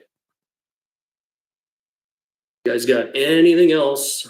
Chat it in, and then I'm going to shift over and we're going to put that last coat of tire shine on it. Like I said, I want to get this tire on here today because I would like to get this car onto ramps. And the reason I want to do ramps is because then once the front bumper is installed, we can drive this off and I can either choose to do two different things. I can either choose to buy the Banks power system and we can put a Banks pedal monster in this thing, and I'll show you guys how to do that. Or I can tear apart the rear suspension. Or let's go ahead and go with step 3. We start breaking into Crimson Vortec and we start pulling stuff off of this. There's some things going on that I need to fix. And some of them are little minor things. Others are going to be more of a problematic thing. One of them that's going to be problematic is the pitman arm. Pitman arm on that truck is in bad shape, and I need to get this done so I can park that and fix that pitman arm. Another one from Lawless here. It has the upper control arms blocks that will be going on the top of the strut. So it's a block on top of strut. You have to compress the spring, and then it's got blocks that go on top of the coil spring in the rear and the bump stops. Okay, so that it sounds like it's pretty much a full kit, depending on how those blocks on the rear work. Did it come with U-bolts for the rear axle? Or are they making, because if they make you reuse those U-bolts, we're not doing that. I will never do that on a lift kit.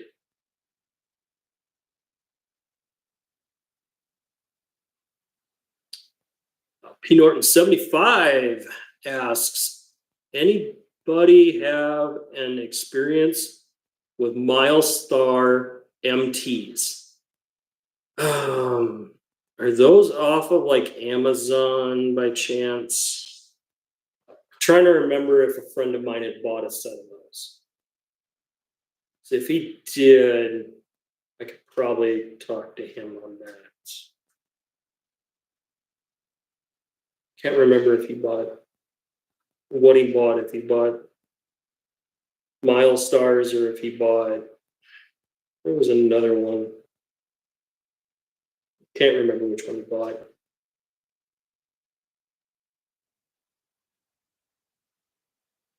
Okay, so the whole kit came off of iCard. Yeah, on that Lawless, what I would suggest is go get the rims and tires mounted up with the tire pressure sensors put in it. And then whoever we have do your alignment, you could just have them set your sensors, unless I get the tool before then. I am looking at a brand new scanner. If I get a new scanner, I'll be able to do that. But I gotta figure out which one I want, and I want to make sure that it gives me enough data entry stuff that I can even diagnose like air fuel ratios a lot better, spark advance. I really want to get into the weeds on the technical side, because there are some sensors that we're starting to see now that they read right because they're highlighting a problem with something else.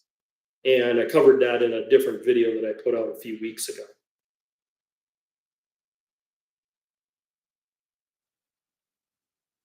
Yeah, P. Norton, where did you get those from? Because I don't, like I said, somebody else might have had them that I know, but I can't remember where I seen those from.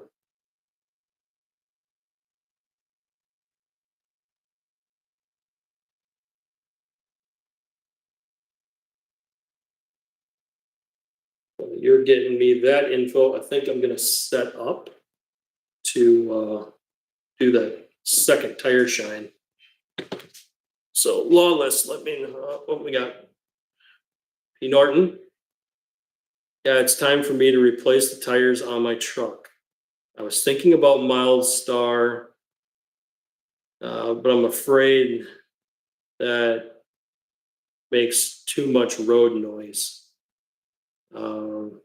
And then Wallace says, I don't have U-bolts. So we're gonna wanna buy U-bolts for that, for the rear axle, because I will not reuse the ones in there. It's unsafe.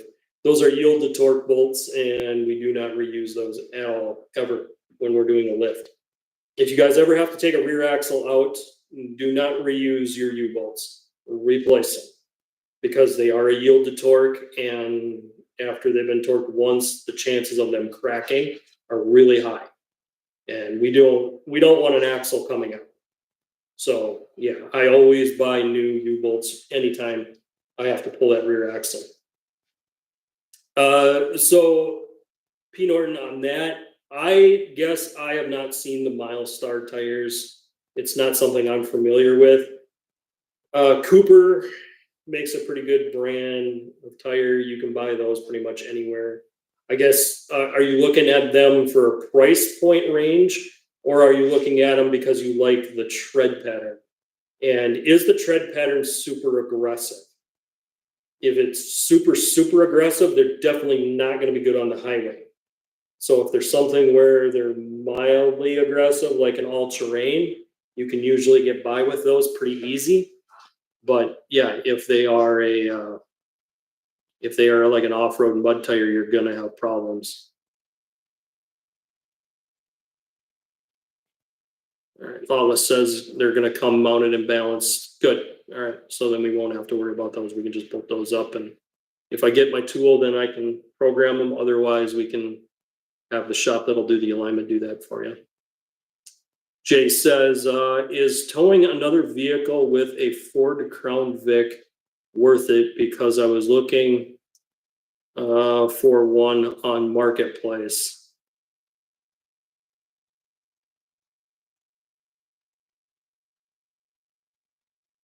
So you want to use the Crown Vic to pull a trailer? Is that what you're trying to do, Jay?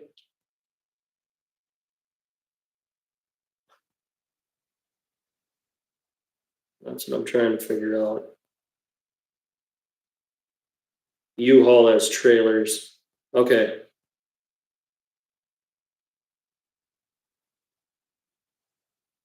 Yeah, I've seen someone use a Buick Roadmaster do the same thing. The issue with those kind of cars is oftentimes their suspension isn't built for it, meaning that they're going to have much bigger problems. So when it comes to that, it's better if you're going to do it often to have a half-ton pickup for that. That is the best way to go. You can do it. You can put overload springs in it. You can put, heavy duty shocks in it. If you're just going to do it one time, you might be able to get away with it.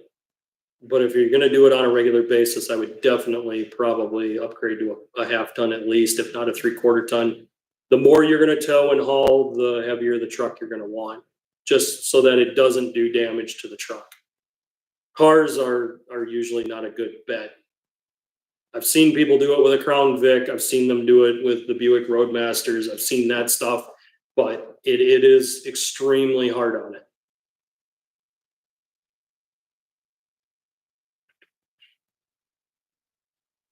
Yeah, Chief is right. Don't waste your transmission because it's going to destroy the transmission more than likely on a Ford. Crown Vics are not made for towing.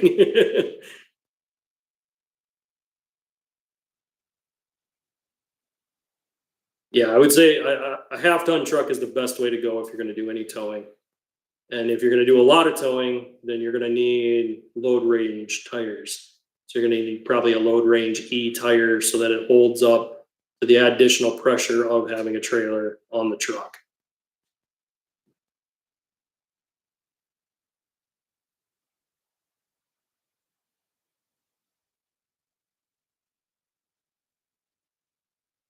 Yeah, I'll look at the kit. If there's rear blocks to separate the spring and the rear axle, then we're going to have to take those U-bolts out.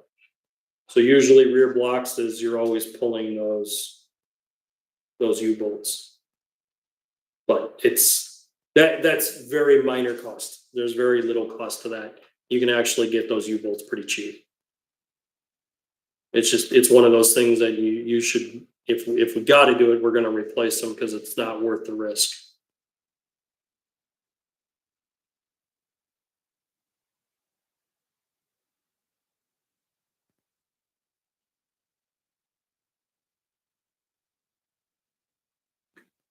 With a Chevette.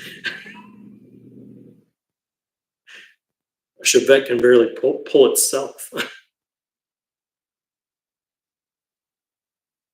Bill says my tires got dry rotted on the sidewalls before they even got close to being replaced. Yeah, Bill, when you're in Arizona like that, that heat dries those tires out. It's so dry there that it'll just pull any moisture out of the tires. It'll dry rot them. Actually, the Silver Swine has dry rotted tires. I need to put new tires on that. So yeah, that's some of it. I got to do that too. But that one is not something we're going to mess with today. I've been looking at tires that I'm going to put on there. And I'm going to do somewhat of an aggressive tire on it, but I'm not going to get super carried away. I don't want a mud terrain tire, but I do want a really nice all terrain.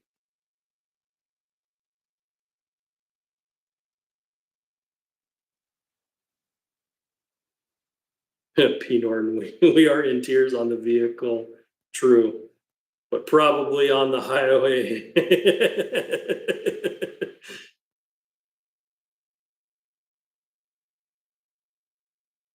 Pulling it on back roads, not going over and more power to you. Anything other than that, you'd be being reckless. Yeah, the whole problem with doing any towing with that is you're going to run into situations where the car is just not built for it. You know, back in the day when people had the old four-door Chevelles and those big old full frame heavy cars that were closer to pickups nowadays than what cars were, you know, they could hold up to it. You could put a trailer behind a four-door Chevelle back in the day and it wouldn't be a problem. But yeah, any of the newer cars that are unibody styles, they're meant to be on the trailer, not pulling the trailer. And yeah, I know that the Crown Vic probably has a full frame on it. I know there was a certain year where they switched over to unibody style, but yeah, I would definitely lean away from pulling with a car. I would go with either a half-ton truck or a one-ton. That would be my bet.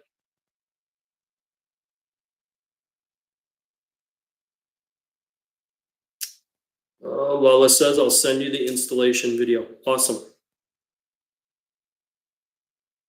I'll take a look at that and see what we got to do to install that whole kit. Like I said, I'm just hoping we can do it all in one day, in one video for everybody. That would be my goal, is I would just bring it in, we pull the tires, drop it down, pull the parts, put the new ones in, bolt the rims and tires back on, and we'd be good to go. And then obviously you'd have to limp it to an alignment shop from there. P. Norton, I'm not going over 30 miles an hour. Anyone who uses a U-Haul trailer, I wouldn't suggest going over that anyway, because most of the time they don't do maintenance on those trailers.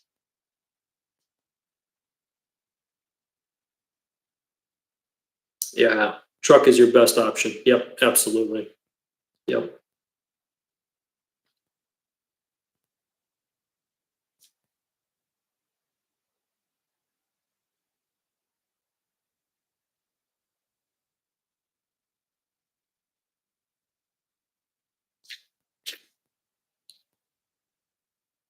Okay.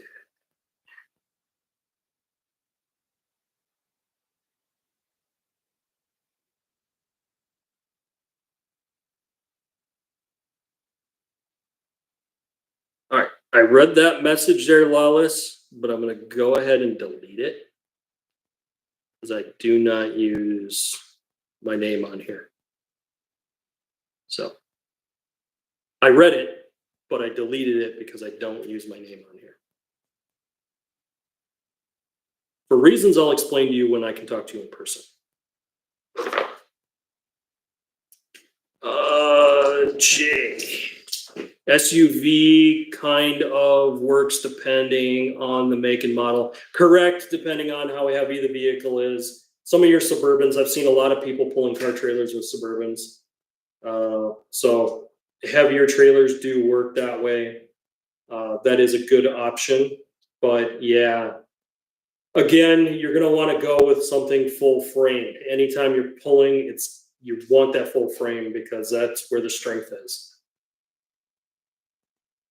P. Norton, I had an early 90s Durango and wanted to rent a car hauler from U-Haul. They wouldn't let me do it because the Durango was too light. Correct. Anytime you pull something, the weight of the vehicle has to match or has to be rated to be able to tow and haul what you're going to put on the back of it. And if it isn't, they're not even going to rent you the trailer because it's a huge liability risk, especially from the companies like U-Haul. They don't want to risk their brand and their reputation on somebody trying to haul a half-ton truck on a Malibu. It's just, it's not going to work. It's not safe. They're not going to let you do that.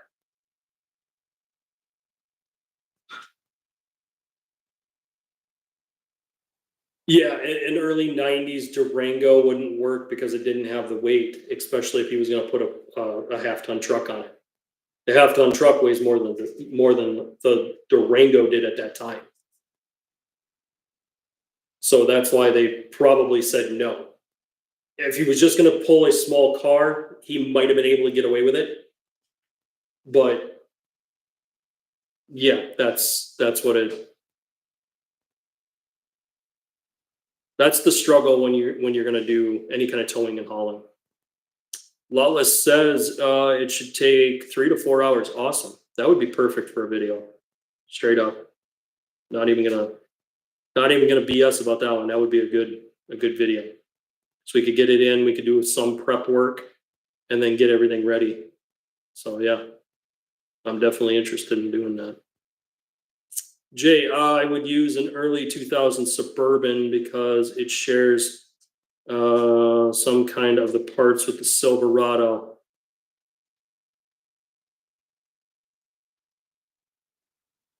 What is it, Wallace? My bad. Okay. Yeah, the Silverado and the Suburban are pretty much the same platform, guys. They share many of the same parts. Body panels, even suspension components are usually the same.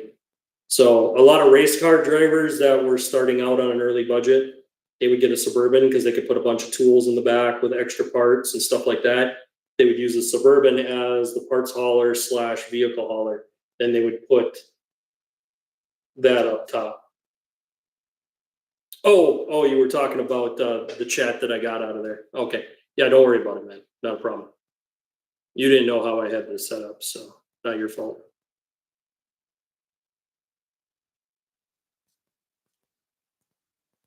But yeah, let's go ahead and get that second coat of tire shine on, guys. And then I'll keep tabs on the chat as we go here. If you guys got anything else, chat it in. If there's anybody else tuning in for the first time, chat your questions in down below. My mods will be more than willing to help me see your chat and get it read on screen. And we'll see if we can help answer your questions. I'll move you guys around so you guys can see this last coat of tire shine go on.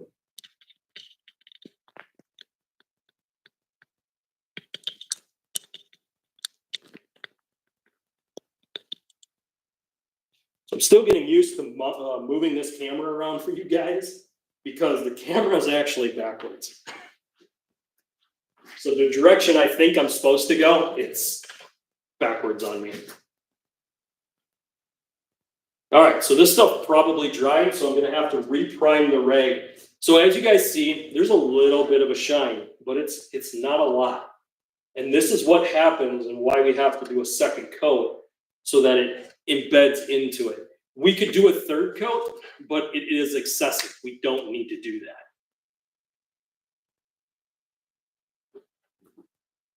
I guess if I had a show car or something, I'd probably tire shine the heck out of it. But again, guys, you guys know my favorite car, and I'm considering looking into it finally. Maybe seeing if I can get my hands on a 70 to 72 Chevelle SS big block manual car. That's what I'm looking for if I'm going to go that route. But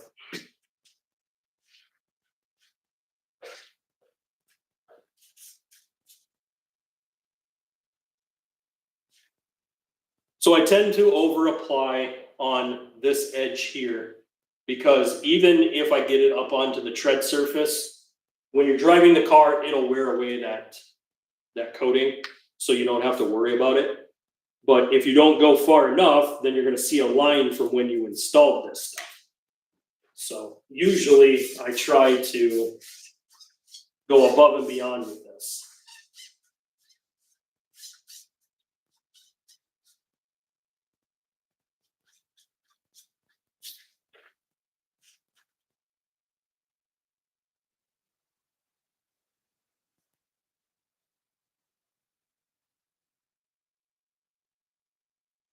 I'm even trying to go down into the bead area. Again, I just touched the rim, so I'm going to have to clean that up when I'm done.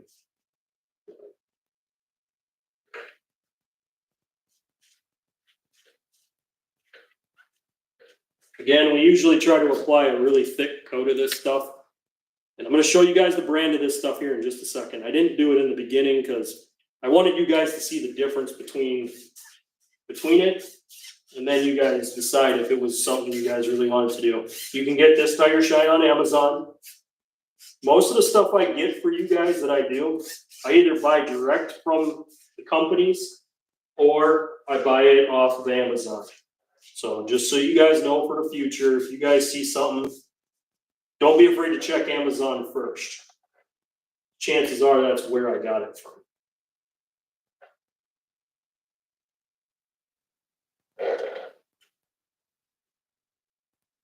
It's got a little bit to go. And even if you guys see like there might be a little bit of white showing up in the camera there, that blends in and blends into the rubber, so you guys don't have to worry about that part of it. That doesn't stay. So the liquid actually kind of embeds itself into the tire.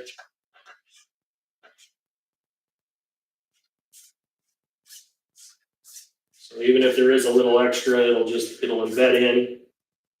Sometimes that gives it a good shine too, so you do have to get down in there in order to get it to shine up good. All right, so there we go. That is tire shine all the way around. We need to let that dry before I can mount this tire up. So I'm gonna move you guys back. I'm pretty happy with this camera, guys, actually. I wasn't sure. I wasn't sure how this camera setup was gonna work, but I do like the picture quality. I like the auto zoom feature of it, so this is really nice.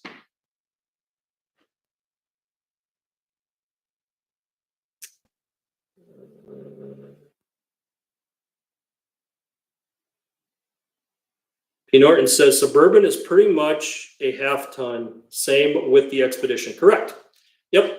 They share so many components that are the same between both that they're pretty much the same thing. Lawless says a 67 Chevelle is the only Chevelle to have. I'm going to argue that, man. I'm going to argue that because in my mind, nothing beats a 454 4-speed Chevelle SS. You can't, you know. Don't get me wrong, 67s are nice, but no, when you want to have some fun with an old school muscle car, that 4-speed 454 is the way to go. And there's a lot more of them in the 70 to 72, and I like those years because I do like the front grille design and the bumper designs. 70 is probably my ideal. I've been looking at a few of them, and the 70 is probably the one I like, the one with the dual headlights up front. That's kind of my favorite Chevelle, but very expensive. I've been looking at anywhere from 30 to 40 grand to get one, and it may or may not have some major problems. So I got to decide if I want to bite that kind of bullet. I know if I was making enough off of video content, I would probably go ahead and bite the bullet and do it, even if it had a motor or transmission issue, because we would just fix it here on the channel. But I don't want to deal with something that has a completely rotten out body and the floor pans are shot and all that. I don't want to deal with a bunch of body work, even though I know I got body work guys in here. I know who you are. I don't want to deal with having to strip it down to a bare frame and put it on a rotisserie and all that. It's just that dramatically adds costs up and down to where I would not want to do that. It's not that I can't. It's not that I couldn't come across the stuff that I need to do it. It's that I don't know if I would want to invest that much time into that old of a car if I could find something that was a little cleaner.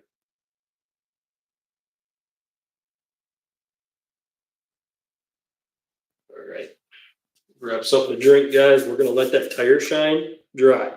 I don't want to mess with it right now because messing with it can actually cause you to wreck the tire shine. It's got to dry.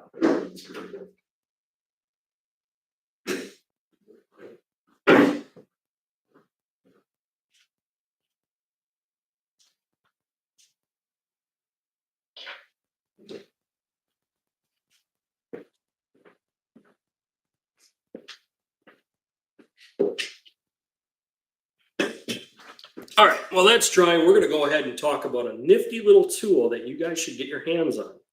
Again, you can get this from Amazon, and anytime you're doing rims and tires, you're going to have a torque wrench. That torque wrench, you need to verify that it's accurate. How can you do that?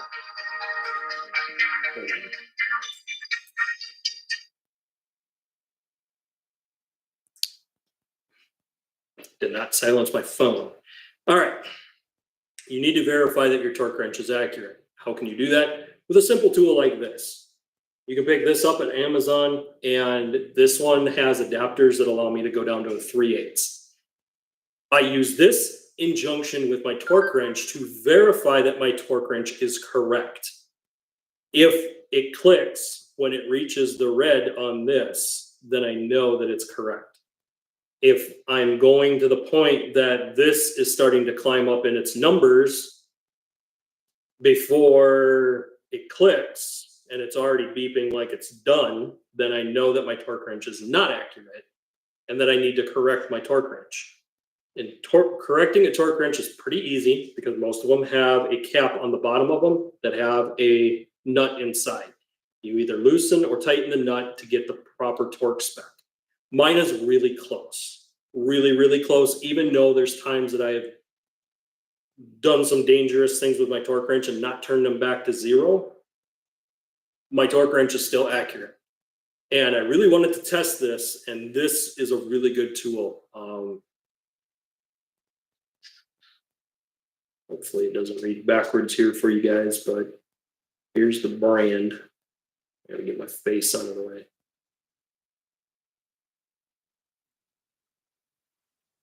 So there's the brand and the part number.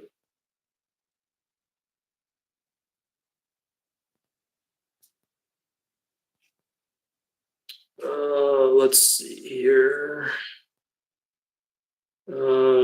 J Excursion, in my opinion, would be the same as a 3/4 ton. Yeah, probably. Pretty close. Yep. Ford Expedition didn't deserve the hate it got.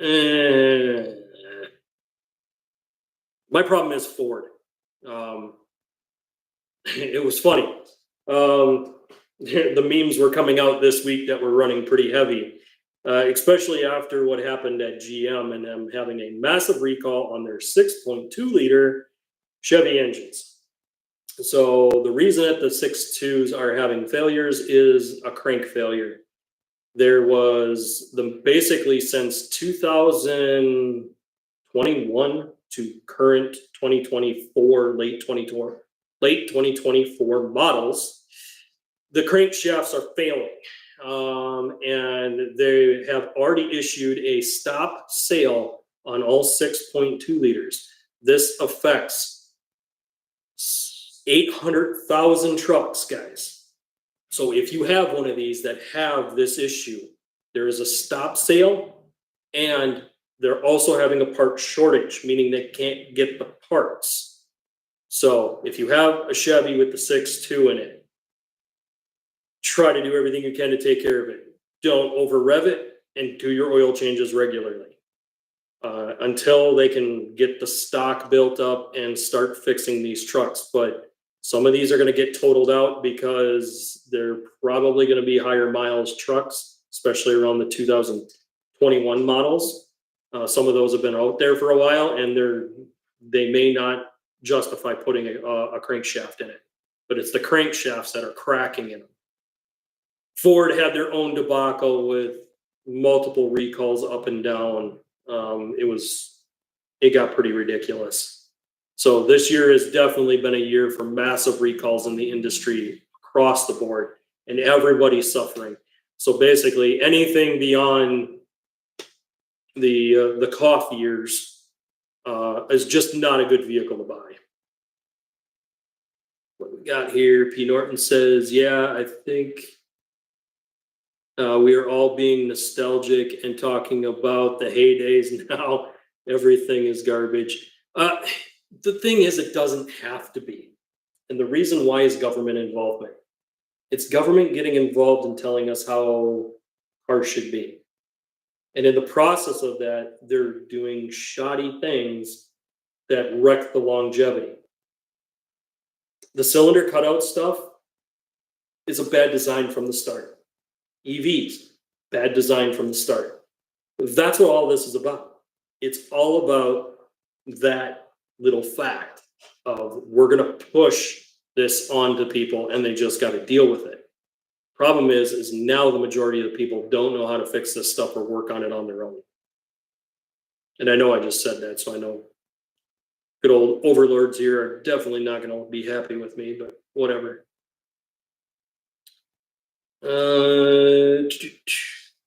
My Jeep Liberty brakes keeps sticking. Any tips? Okay, Chief, so with the brakes sticking, this is what I would suggest is you need to look at why they're sticking, meaning you got to pull them apart and see where they're hanging up. Is it that the pads are rusting into the shims? Because if the pads rust into the shims, they're going to lock up. The other thing is are your brackets straight? So when it does clamp, is it clamping evenly or is it clamping at an angle? If it's clamping at an angle, what'll happen is it'll kick that pad, it'll lock that pad into place and it'll wear the pad unevenly. So seeing how the brake pads are wearing is another good indication. The other thing you could look at is calipers itself. Sometimes calipers also have an issue where they'll lock up. So you might have any of those situations going on. Either way, the best way to figure it out is to take the rim off, get the caliper off, and look at the pads. And if you find that it's really hard to get the caliper off, chances are you probably got a bad caliper that's hanging. Yeah, GM, Jay says, yeah, GM used to make good vehicles 20 years ago. You know, I'll even give them, they were making good vehicles up until probably 15 years ago. But yeah, their first attempt at active fuel management was a disaster. It causes camshaft failures. I've seen trucks that were bought brand new 2022s and one owner, and they're putting a camshaft in it at 80,000 miles. If it's an old school push-out engine, we should never have to open those engines. They should go 300,000 as long as you did your oil changes. That's the part that's ticking me off about that whole situation.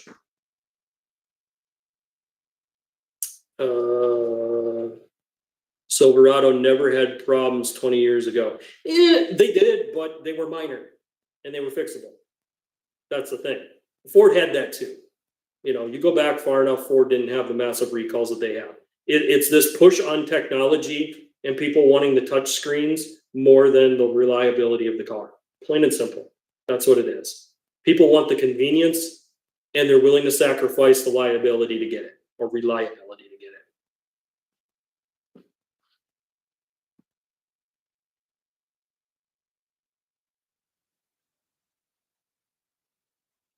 Chief says, I'm going back to bike pedaling.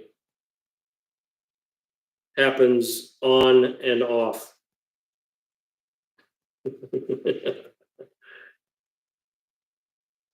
Yeah, it's just what's going on is ridiculous. It really is.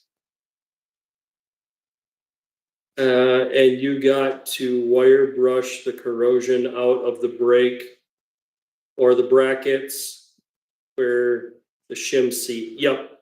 So what happens is as those calipers corrode, what'll happen is they'll corrode between the shim and push the shim up. And what'll happen is it'll lock the pads in place. So you have to clean out that debris underneath when you put the shims down. And what you could do, as long as you're not messy, is once you clean those off with like an angle grinder or die grinder or a cutoff wheel, clean off that corrosion. You put a little bit of anti-seize on there to keep the rust from getting in there and keep moisture off of it. You can put the shim back down. Don't put anti-seize on the shim though. You don't want it on the spot where the pads are going to ride, because that anti-seize will lock up and actually lock those up too. The only thing you should be using as far as any kind of grease on caliper brackets is caliper grease.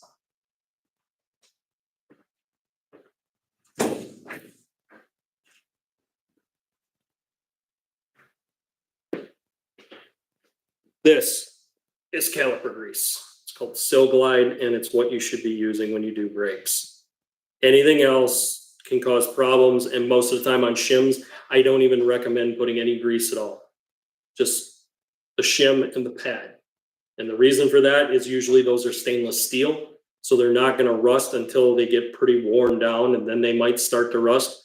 But you're going to have a ton of brake corrosion by that point anyway, and you're going to be replacing the pads.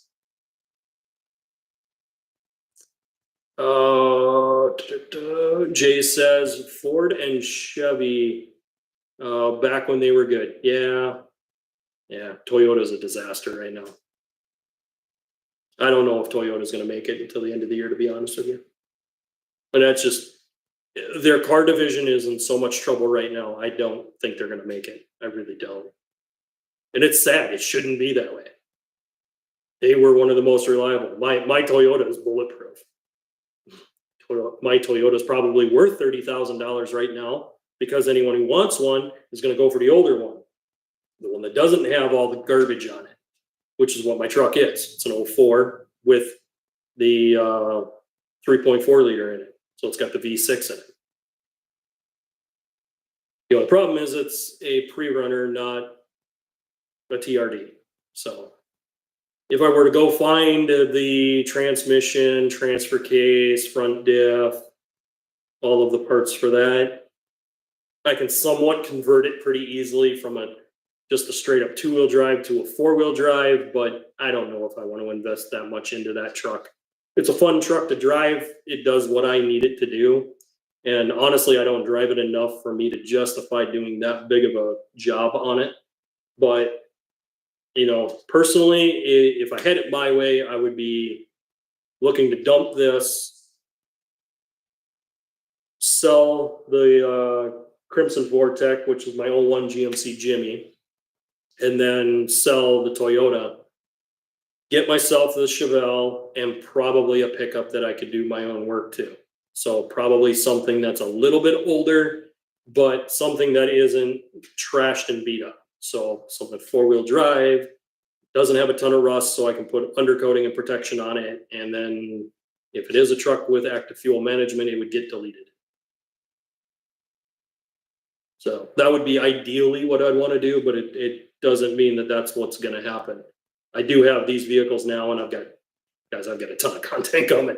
It's crazy. I mean, not even talking about what Lawless was potentially bringing into us. I've got months worth of work on Crimson Vortec, and that's me not even getting the engine. So when I get that engine, we're going to be stripping it down. We're going to be doing a lot more to try to get that truck where it should have been from factory. And the reason that they did that was they were trying to meet a certain horsepower rating back in the day. So they gutted the truck and the power that it could potentially make. But you can restore a lot of that by doing a full engine build. And that's what we're looking at doing with that. I just got to decide when that's all going to play out. Chief says, right on. Jay says, I wish they kept making the Tundra and the Tacoma bulletproof still. Yeah, see, some of that is that they shifted down to doing this as we want to compete in the US markets. Well, when they did that, it actually hurt the quality of the truck, because when they were trying to chase the R&D to get to where the US market was, there were certain things that they were trying to implement into the trucks that just completely shot the reliability of it. That's why Toyota has a massive recall on their engines right now. That's why, you know, they're all having massive recalls because they're trying to push technology that they're not ready for. And it's not tested. And some of these things were just bad ideas by harebrained people that thinks, well, yeah, if we have an 8-cylinder and we cut it down to a 4, we'll use less fuel. No, you won't, because you're going to push the 4-cylinder mode harder, which will consume more fuel. But you can't tell engineers that crap. They're not listening. Yeah, I've had my fair share of arguments in my chat with engineers on that. You guys do a bunch of schooling and you think you know how to build a car. Problem is, you've never spent one day underneath the hood of a car with a wrench. Otherwise, you would understand what the hell you're doing. Just my opinion. Jay. P. Norton said, Jay, 100% Toyota ditching the I-Force V8s was a big mistake. Yes, it was, because that was something that was a reliable platform for them. That messed them up pretty bad. Jay says they shouldn't have put the V8 into the 3rd gen Tundra. Or they should have put it into the 3rd gen. Yeah. The issue is that they were chasing a different market, guys. So I understand what they were trying to do, but the problem was they were chasing a market that was not theirs to chase to begin with. It really wasn't.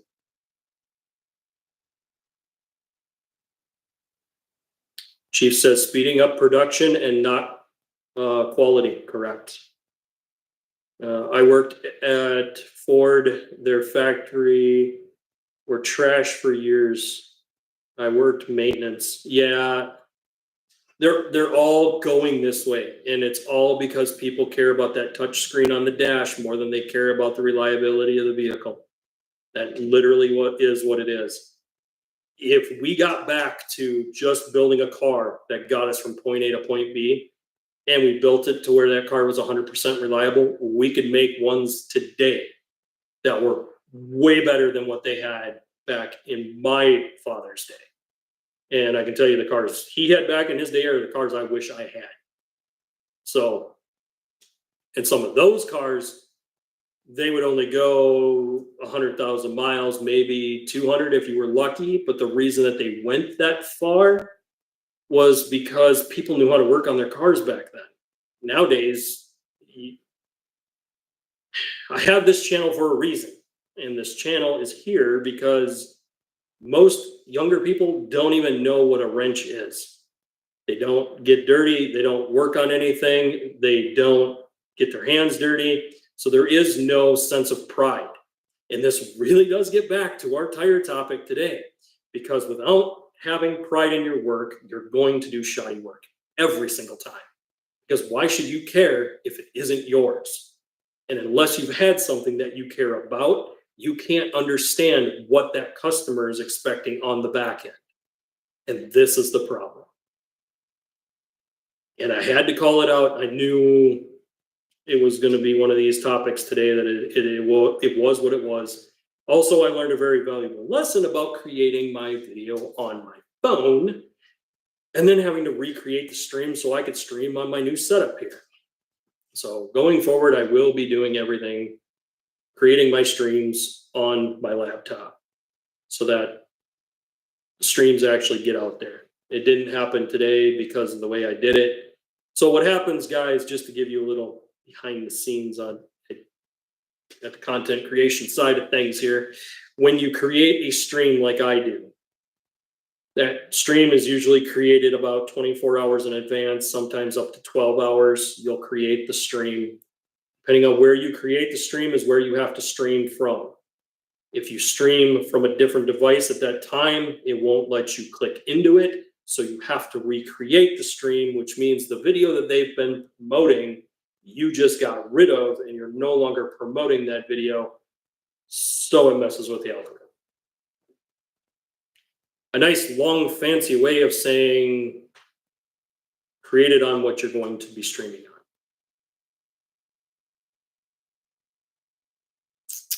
on. All right, we got Jay says, I mean, they could have kept the 2nd gen as a classic variant and should have kept what they were focused on instead of focusing on the market that isn't there. Yeah, I mean, honestly, they made a huge mistake, and that's what's coming back to bite Toyota really hard right now. It really is.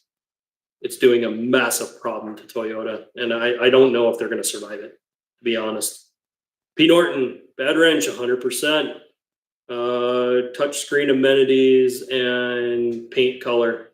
Yep, that's what it is. That's what everyone's paying for. The only color I care about is as long as it's not black or white. Yeah, I'll be honest with you. I've had many black vehicles and you can't keep them clean.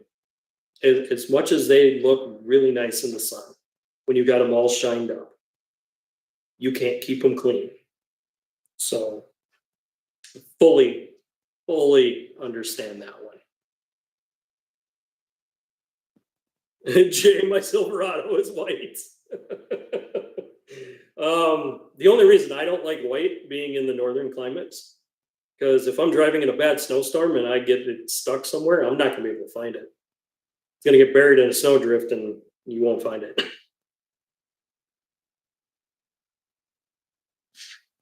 Personally, I'm more of a fan of the reds. I do like black as a color.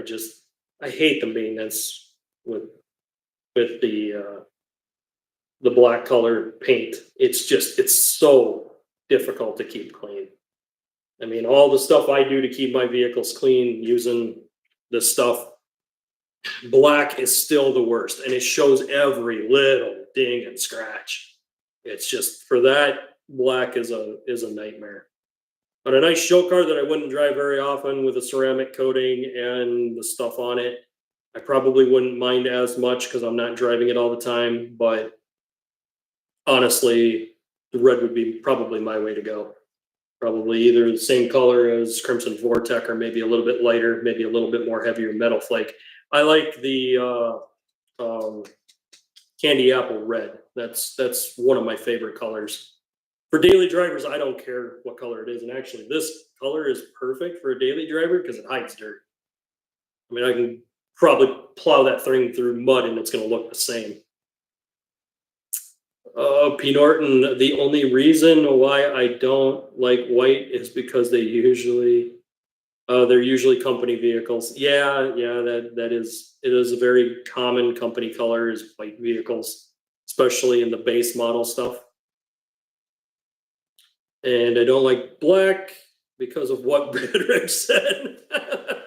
Yeah, it's the pain of keeping it clean, and it shows every little scratch. Yep. Like I said, a classic car that I wasn't driving very often with a good ceramic coating, I wouldn't care.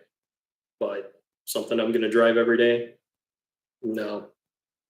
You'll never keep it clean enough for me to want to do it. All right, let's see if this tire is dry enough. All right, it looks dry enough. We're going to go ahead and get the tire on because I want to do this for you guys here. Because I would really like to show you guys this.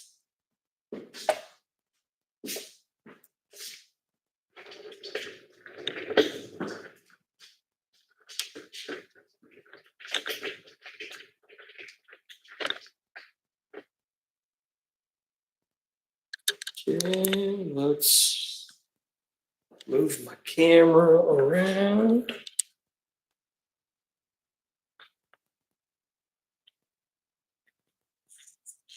Where can I set you that you'll behave? That'll work.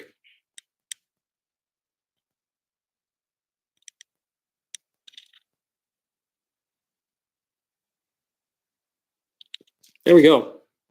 Got you guys all set up. I like how that transitioned a little bit better. I'm learning this new setup for you guys here, so.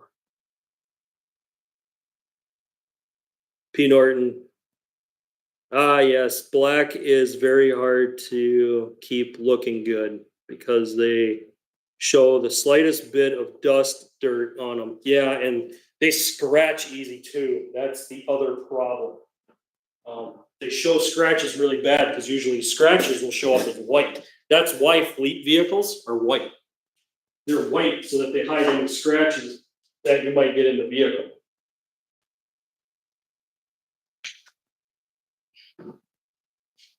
Depending on the white vehicle, or depending on what kind of paint is on the white vehicle, as long as it's not a pearl, you could steel wool that car, and you probably wouldn't tell much except for the fact that it's not shiny anymore.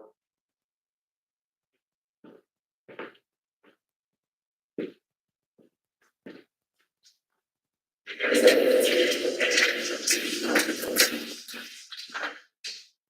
right, everybody, here we go. So I'm gonna put this little block down for now. I will pull this back up once we get our rim on.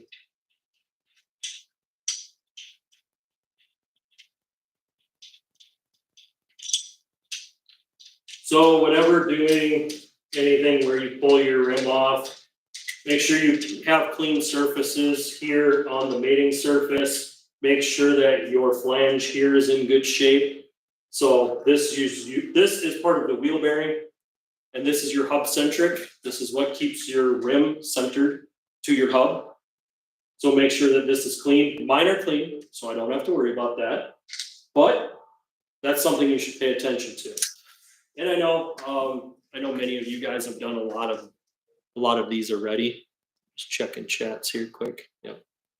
So yeah, I know many of you guys have mounted rims and tires. This is more or less for the guys on playback, and just for us to do something, hang out here and chill and talk. And like I said, from now on, I will be generating my streams off of my laptop so that we don't have this issue.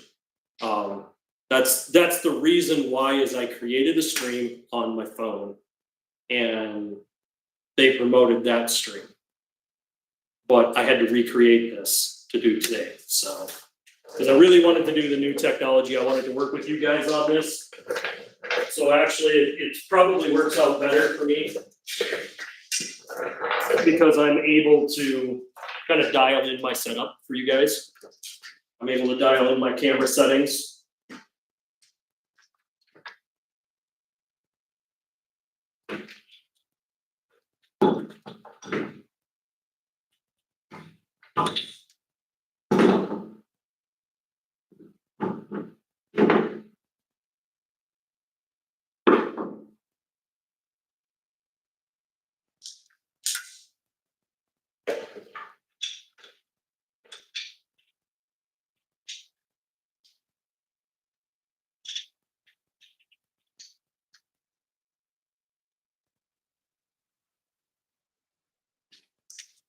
Grab my socket quick, guys.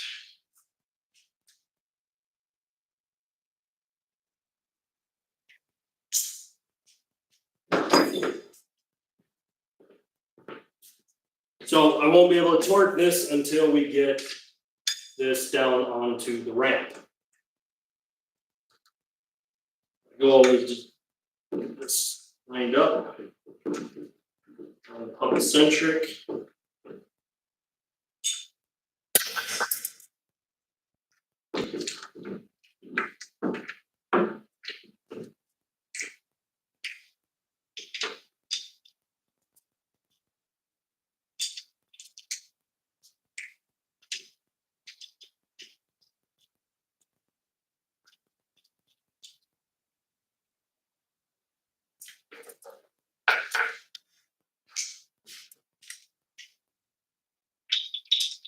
I'll check chats again here in just a little bit, guys. You can see what the difference is on this tire shine. Oh, I promised I'd show you guys a tire shine. I'll grab that for you once I get started. Can't believe I almost forgot, man.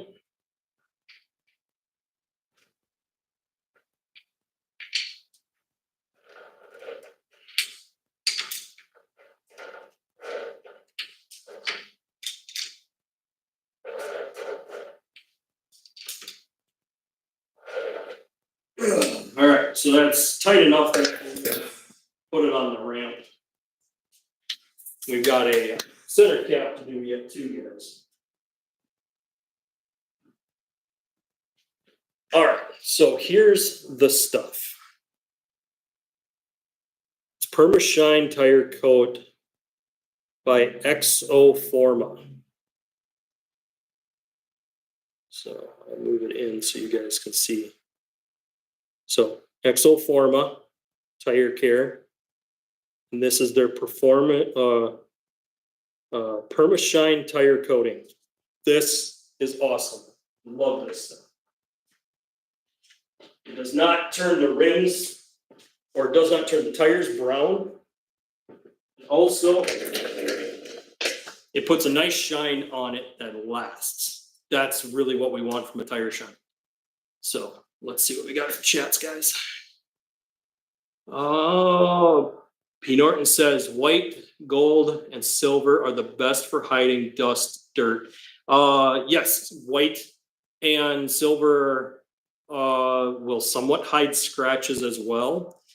The issue with silver is touching it up. Crimson Vortec is an absolute, or Crimson Vortec wasn't too bad, it being that maroon color. So that's not horrible to touch up, but you do have to have the right color. The gold is actually slightly easier to do than the red. But the silver Swine, on the other hand, is an absolute nightmare. That touch-up paint I had to get from Toyota. Just to give you guys an idea.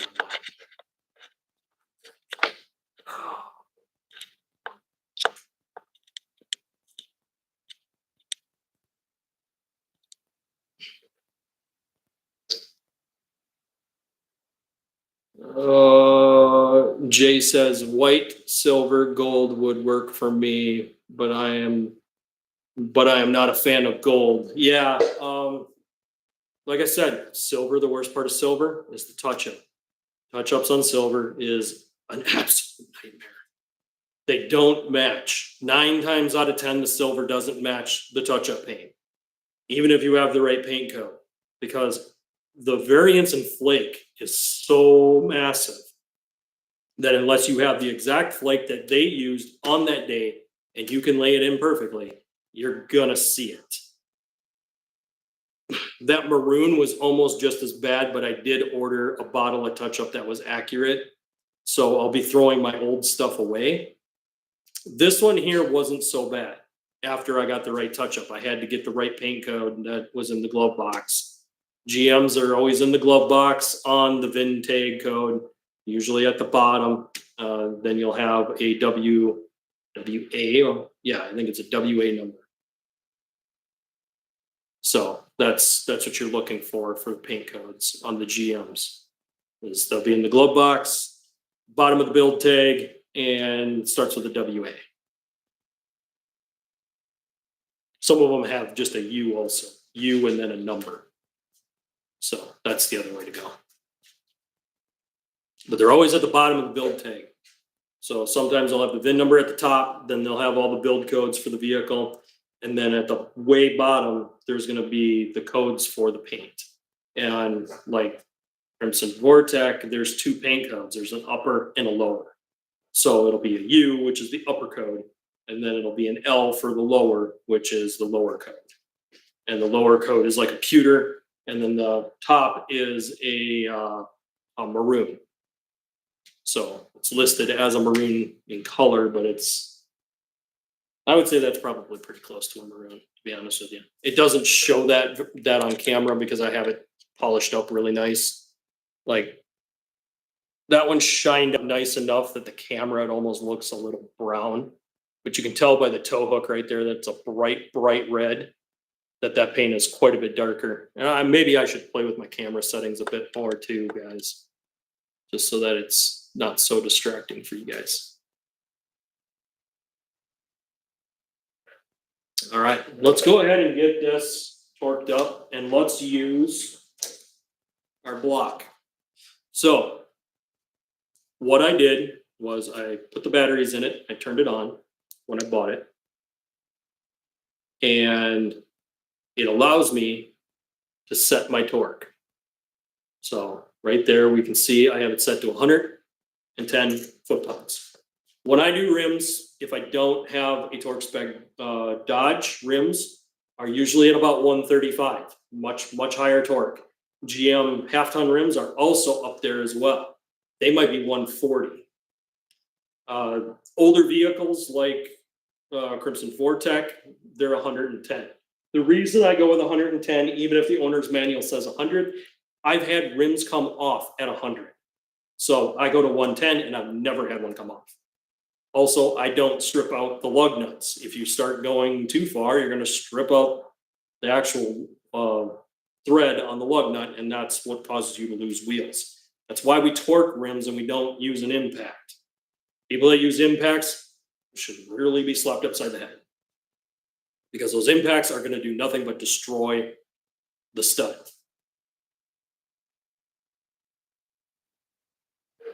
P. Norton, I swear the ads are listening in on you, Bad Wrench. I just got an ad for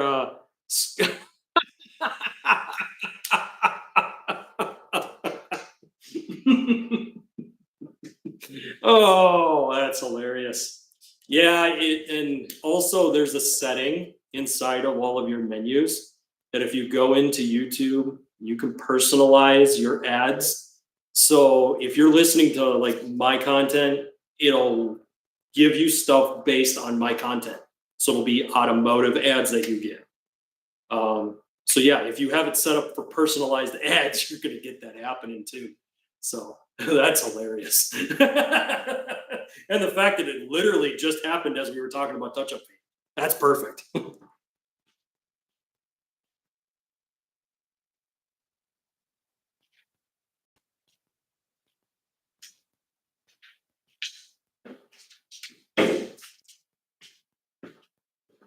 All right, so this is redundant, guys, but we're going to go ahead and talk about this anyway. This I could put to a breaker bar and get an accurate torque off of just this alone. The reason I put it onto my torque wrench is to verify that my torque wrench is still accurate. So I can just simply clip this in here.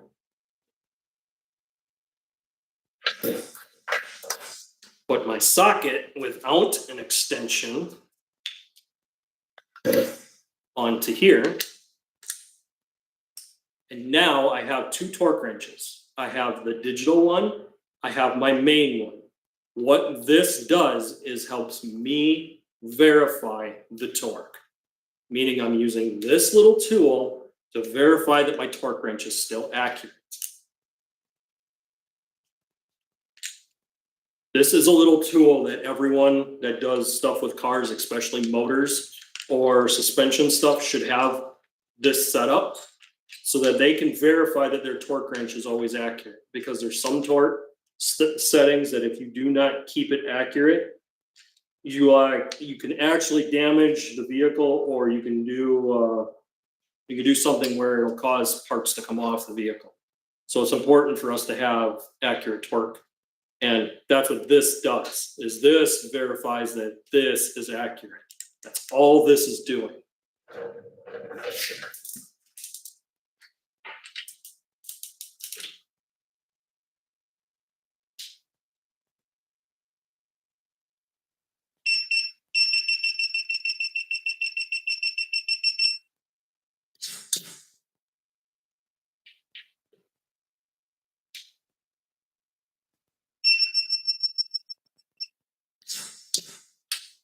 So you guys are noticing that you'll hear that final red beep, and then I hit my torque setting.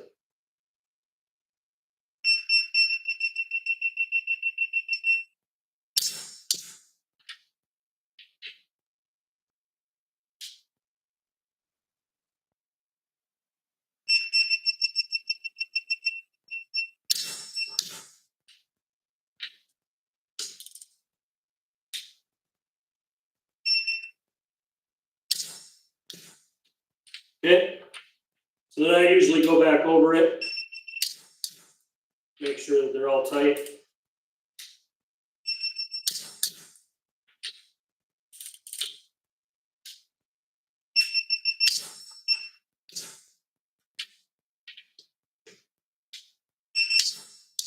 Okay, so if you're ever at a tire shop and they're putting tires on it, and you see them put this on here like this, and then they just stab this down, don't go back there. Because what they're doing is they're giving you a false torque reading. Oftentimes you're going to wind up too high, and you're going to stretch out these threads on these studs. If they're taking and just slamming this down, they're over torquing because they're actually giving you a false torque reading. I've even seen it where guys are just so aggressive with it that they'll actually under torque the rim because they're slamming it. They're almost jarring the torque wrench. We can't jar these torque wrenches and expect them to work. They don't work that way.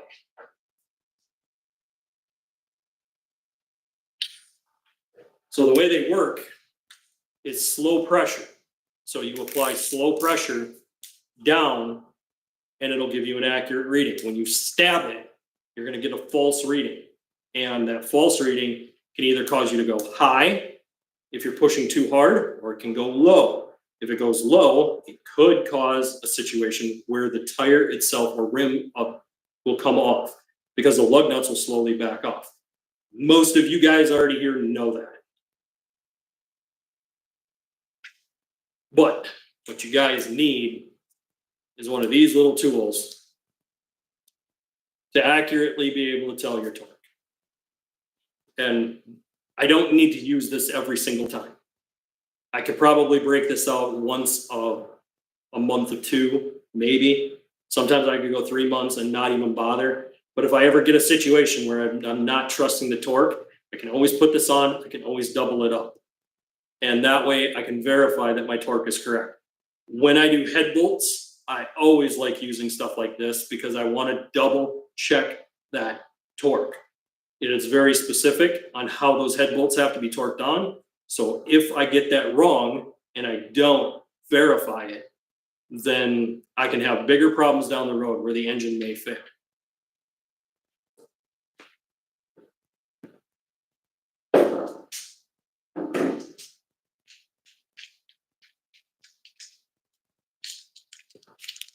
Another thing with torque wrenches, guys, however you bought your torque wrench.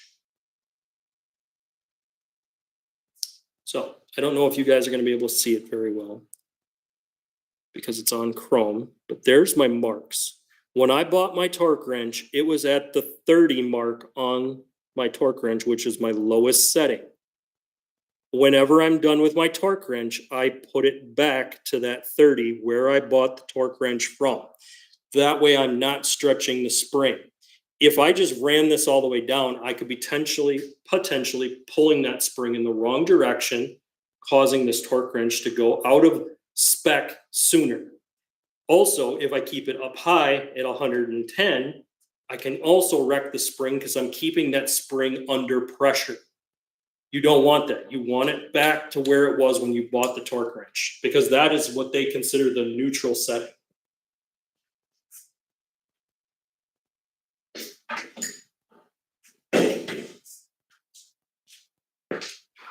So because most of this is members only, we might have a few new people in here. Make sure you guys hit that like button and the subscribe. So now that I dropped that little piece of info, give me a 1 if I just taught you guys something new, or if you guys already knew this. Some of my more senior guys probably already knew all this. P. Norton, don't slap me, brother. I just use thread lugs on by hand and then ugga-dugga until they're snug. I don't hate you, but I don't approve. I do not approve. Not even close. Uh-oh, lost a like there. What happened? Wonder if YouTube's being a pain on me.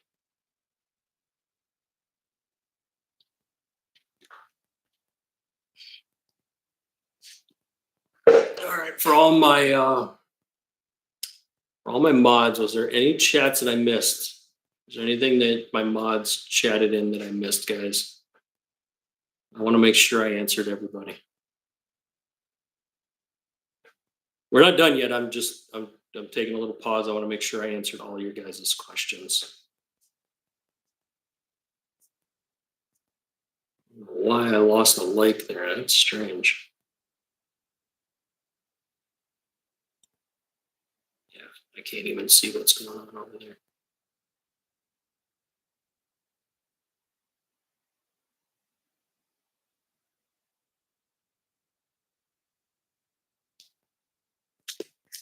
Since it's mainly mods here, I want to try something. So, actually, let me Let me get to my higher chair and move my camera back. We'll move back once.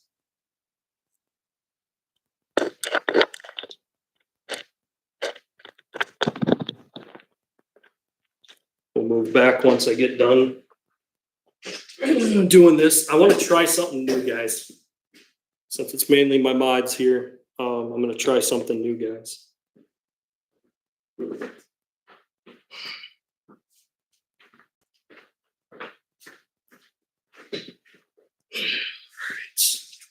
So,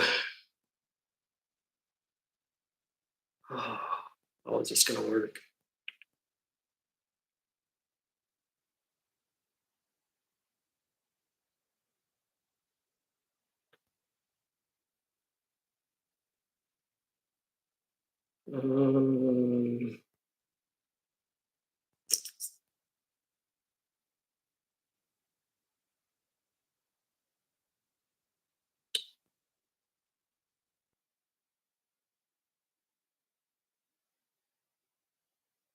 So if I were, make sure you guys are still here. Holy cow, why are we dropping likes like flies? It's crazy. I've lost half my likes. I got to read the whole comment, dude. I got to go back to the torque wrench. And I always get at least a quarter turn before it clicks. Well, as long as you're using a torque wrench and as long as it's, you're still getting the click out of it, then you're not way over. I know with an impact you can completely blow way past that. So I'm gonna leave you guys up. While I'm searching for this, let me know, guys, if you're still seeing me on camera right now, because I'm in the process of looking something up. And then I want to share it on screen with you guys.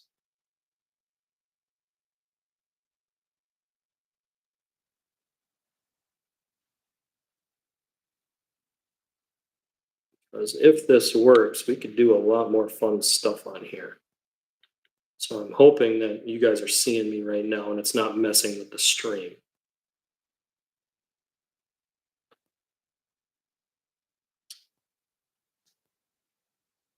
And I'm going to select something. I'm going to get your guys' input on this because I'm considering about buying this.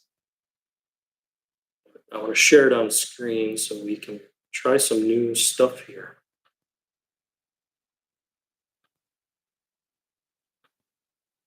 So if I can do these kind of streams, I can do a lot different content for you guys. Now, playing around with this because this is pretty much a mods only chat today, just because of how this stream was created. So I feel more comfortable playing around with this a lot more for you guys.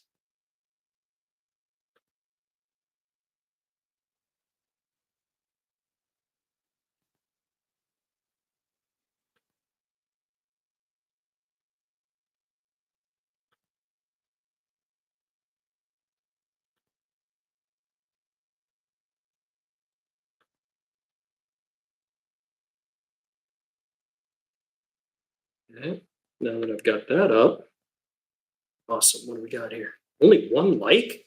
What's going on? Is YouTube just going absolutely bonkers?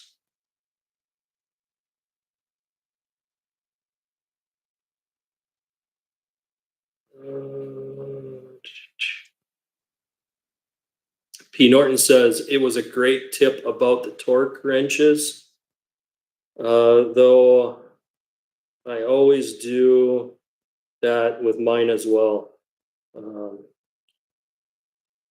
But up a lot of people, but I'll put a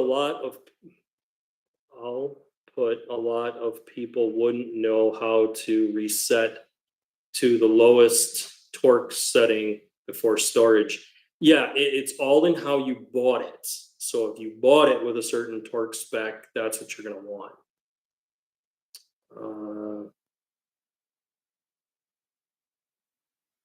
He says you might want to give out the difference between a foot-pound and inch-pound. Okay, guys, so usually inch-pounds are a smaller torque spec, and 12 inch-pounds is 1 foot-pound. So basic math allows you to kind of set it up that way.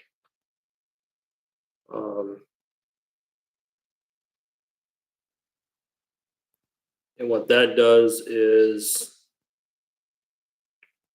when you know how to calculate it out that way, you can calculate it out so that you can go between the two. Like, let's say you don't have a mid-range torque wrench. You have one that does inch pounds and you have one that does foot pounds, but your foot pounds one is a really high torque wrench setting and your inch pounds is a mid-grade.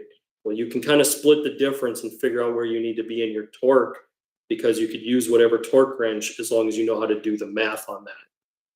And that's what it is. So for 12 inch-pounds is 1 foot-pound. P. Norton, I was teaching my son about reassembling, then take the manifold carefully. I caught him before he torqued inch-pound bolts to foot-pounds. Ooh, that would have been bad. He would have snapped a bunch of stuff.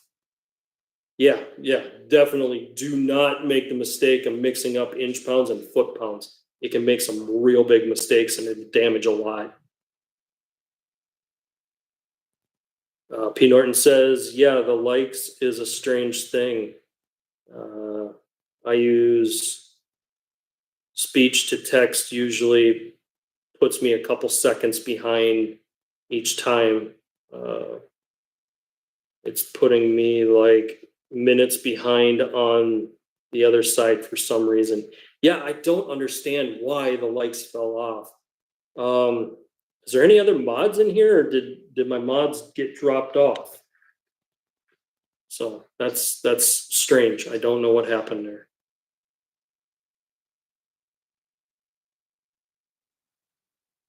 You said I could see you real good, brother. Awesome. Okay, so what I'm going to do is I'm going to attempt to share this screen.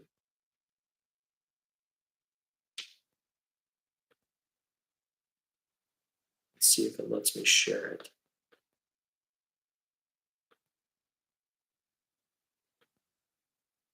Okay.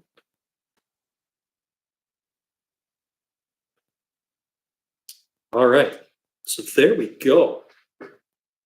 Wow, this is awesome. We could do a lot more fun stuff with this, guys. So here's what we're looking at.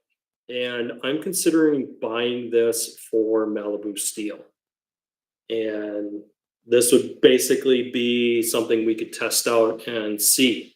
Now, the thing is the reason that I'm considering this one over some of the other ones is some of the other ones have issues.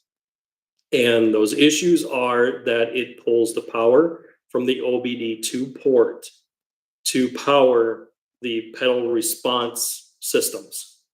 This is low voltage, meaning that it's going to rob voltage from something because of this. And that's something that we definitely do not want to have happen. I'm wondering, checking heat on everything real quick, making sure we're not getting too hot.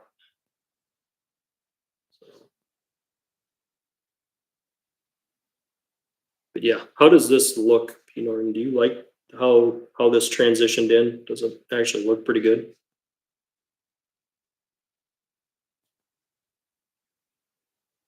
There we go. Now we got another like back. Mods, are you in here? Chat in, let me know if you guys are in here. I know I had P. Norton, but I don't know if my other mods are still here.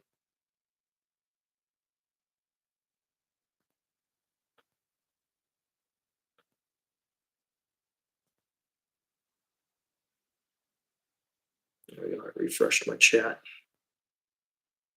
There we go. Now they're starting to come back.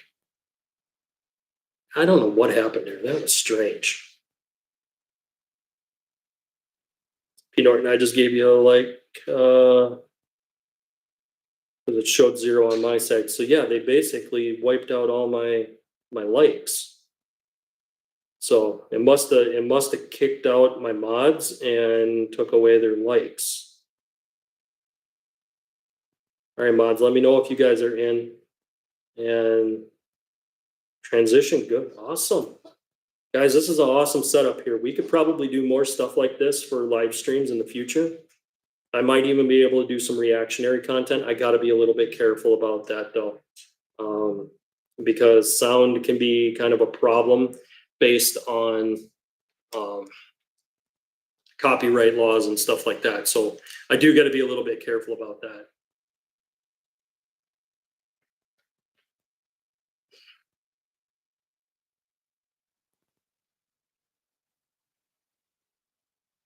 About another hour that I can stream. So there's plenty of stuff we can do. Pete Norton, what do you think about us testing this pedal monster? You think this is something that I should go ahead and get my hands on? And like I said, the reason I'm choosing this one over the others is because this one has a power that it grabs from the OBD2 port instead of robbing it from the wires coming off of the pedal control. And the reason that it's robbing that power from the pedal control is the fact that that's how they're doing it. They're doing that to get that going and to power that setup. And I don't think that's a very good idea. I'm going to try something since the viewership is low right now. I'm going to turn my Wi-Fi back on. I'm going to connect to my 5G. Then once that is connected, I'm going to that for now. We'll keep working on this.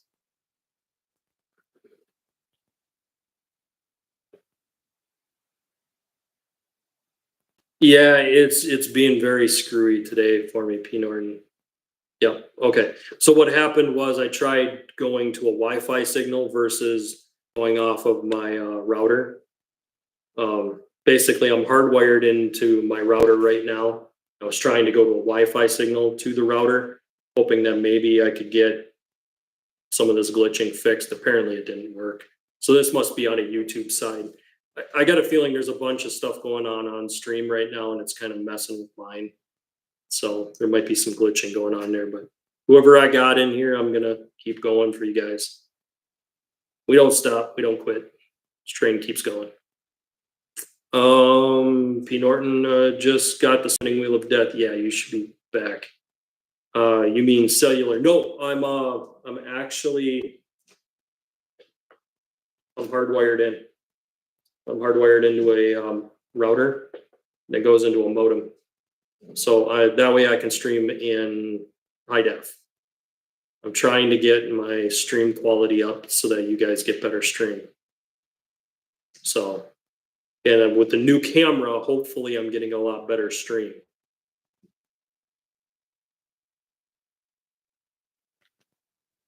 Yes. Yep. Ethernet and router. Yep.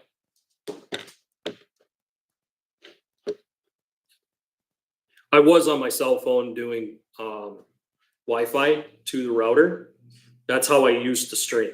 And I noticed that the stream quality was never past standard quality. I never got into a high definition quality. So, but yeah, P. Norton, what do you think about us maybe testing this? Do you think this would be something that would bring some good content in for everybody? I think it would be pretty good if we did.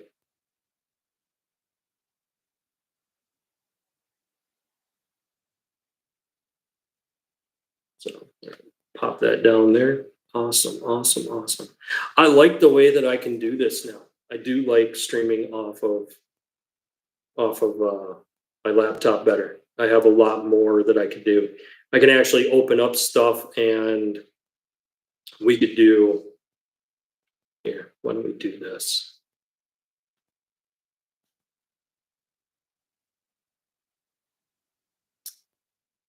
Let me see. No, I don't want to log into that. Close that for now. P. Norton, 5G cellular, Ethernet, hardwire router, Wi-Fi wireless to router. Gotcha. Yeah, so what I was doing.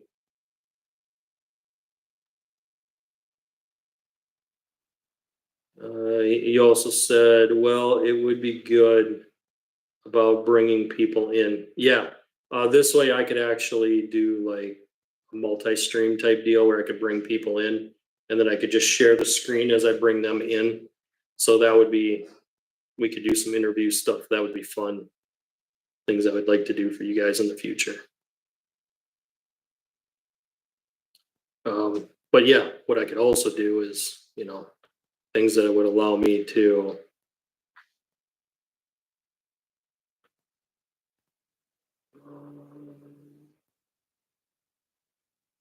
I'm not signed in, but we're gonna go ahead and search for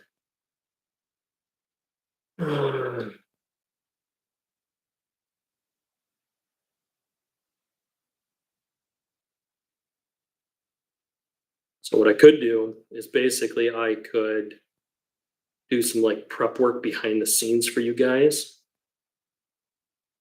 That way, when I found something that was a good product that we should talk about using or having or things that we think are good, I can go like this and I can prep this stuff for you guys.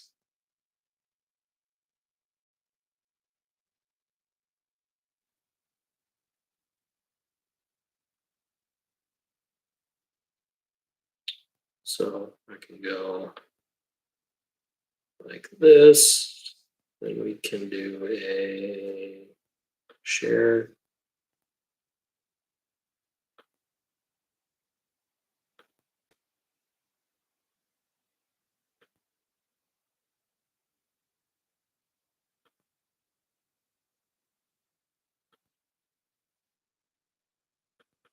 Yeah, so I can do stuff like this where I can prep it ahead of time. This is their high shine tire gloss from that Exoforma. This is the other alternative tire dressing that you could get. Mine is not the, I wonder if it's,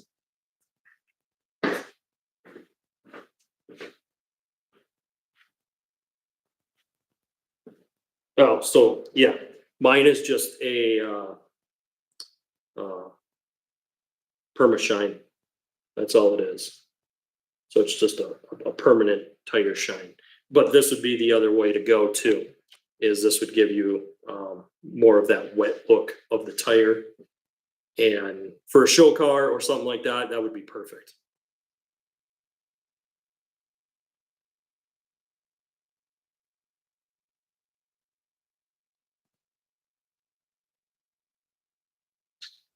Yeah, nice screen and screen. I like this too. I like this setup. I think it's going to be a really good setup for us in the future. I got to make sure that I use my laptop to set up the streams from now on. And then what I can do is I can even prep this laptop and do like I'm doing here with the screen and screen. That way you guys can see some of these products. And then when we're talking, I can even go in here and I can do a stop share. I can come back in here and I can pull back up other stuff like this. So what this does is it allows me to flip between the two. It's a little cumbersome, but we could do some really good content with this. I think we could really do some fun stuff with it. And I really think it would help bring more ideas forward of stuff we could do for the future. Also, it would help me to kind of prep for the show a little bit better. So I really do like this setup. I'm glad I decided to try this. So I want to be careful about playing videos, guys. The reason I'm being careful with that is because if there's a situation of a copyright, anytime you play sound or music, you can get hit with copyrights and then they can get mad at you, make you take the whole video down. And I don't want to deal with that. That's why I don't even have intro music or really a title screen coming in, is because I don't want to deal with that. Works flawlessly. Yeah, I really do like that. It really does help kind of add a little bit of professional touch to it. Plus, then I can always get prepped ahead of time, because a lot of times if I'm buying something off of Amazon, um, what I can do is I can tab it right away and have it sitting there. And as we get into the topics, I can click through it and I can kind of show you guys exactly what we're doing. I couldn't do this on my cell phone, and I streamed on cell phone for many years. It's just I didn't take the time to bite into spending the money for a camera setup. Even though I had this laptop, I didn't have my camera setups, and I decided, you know what, we're just gonna go ahead and try this, and I'm glad I did. I really am. I think this is going to be a better way to go for the future. Absolutely. Wish I knew what happened with my stream, why it dropped everybody. It was just weird. It dropped everybody but you, because I lost all my other mods, and then I think it took away the likes too. It was strange. So awesome. I really do like that. That's nice, and that's a really nice clean setup.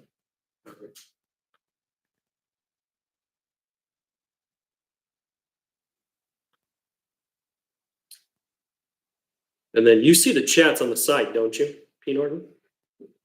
You do see the chats on the side there, right? Yeah, we're gonna get back into this in just a bit, guys. I'm doing some testing. This is a whole new setup for us. So we're gonna play around with this in the future. I'm gonna actually have things toggled. Flawless, I'm back. I was at the farm. Awesome, awesome, awesome to have you back. We've been playing around with a few things, Flawless. Let me know how this looks. I just did this a few times here for P. Norton. He was here helping me test. So, what do you think? Should we try this product?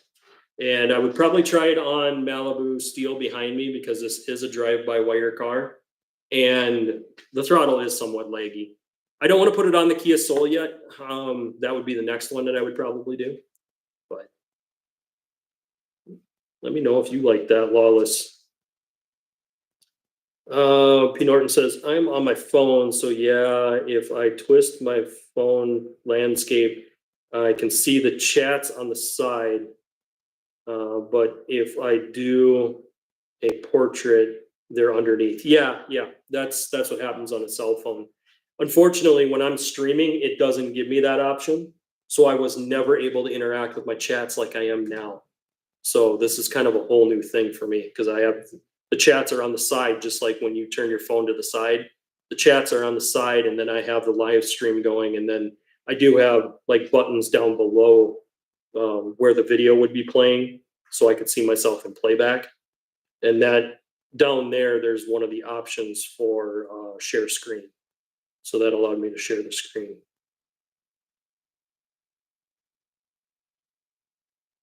You know my answer. Yeah, his answer is hell yes. So yeah. This is something I'm considering buying in the next week or so.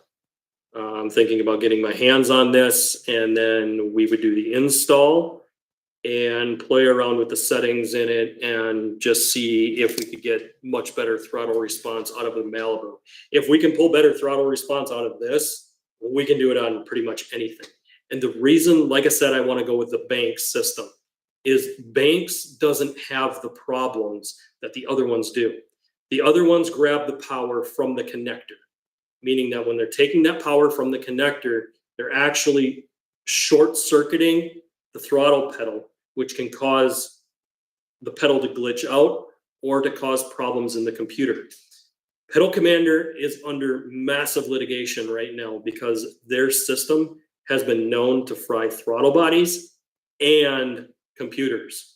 Because of that, the Pedal Commander is kind of going away.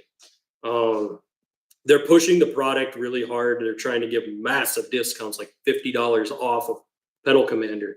It's because their product is glitchy and it isn't working properly. Banks fix that system by piggybacking off of the OBD2 port. And that's where they take their power from, is the OBD2 port.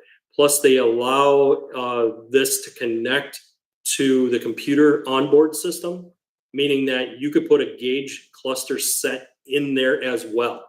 So if it was something where I was doing like a performance setup on a Challenger, Camaro, Charger, anything like that, I would piggyback that with the monitor system, and that would allow me to see everything that's going on in the computer.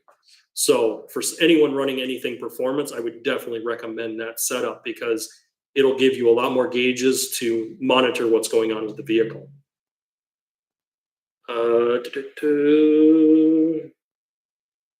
Lawless says I was looking into Diablo or Pedal Commander for my truck. Do not look into those, for the same reason that I'm telling you.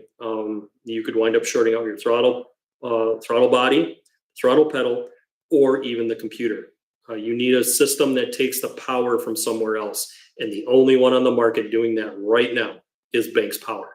Yes, it's more expensive. Don't get me wrong. It's a hefty price tag to pay to regain your throttle response, but it's not worth the cost of frying a computer. That'll run you thousands if you fry a computer. P. Norton, so can this dongle link to a tablet or laptop as well, or just a cell phone? Anything that you can put this app on. And just so you guys know,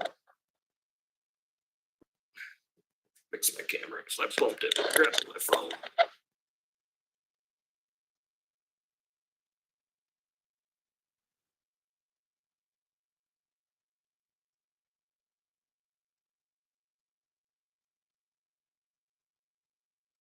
It's asking me to turn my Bluetooth on,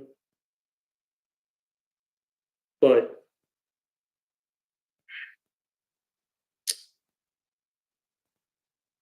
you can download this specific app. I was going to show you, but I'm not going to flash my phone on screen for obvious reasons.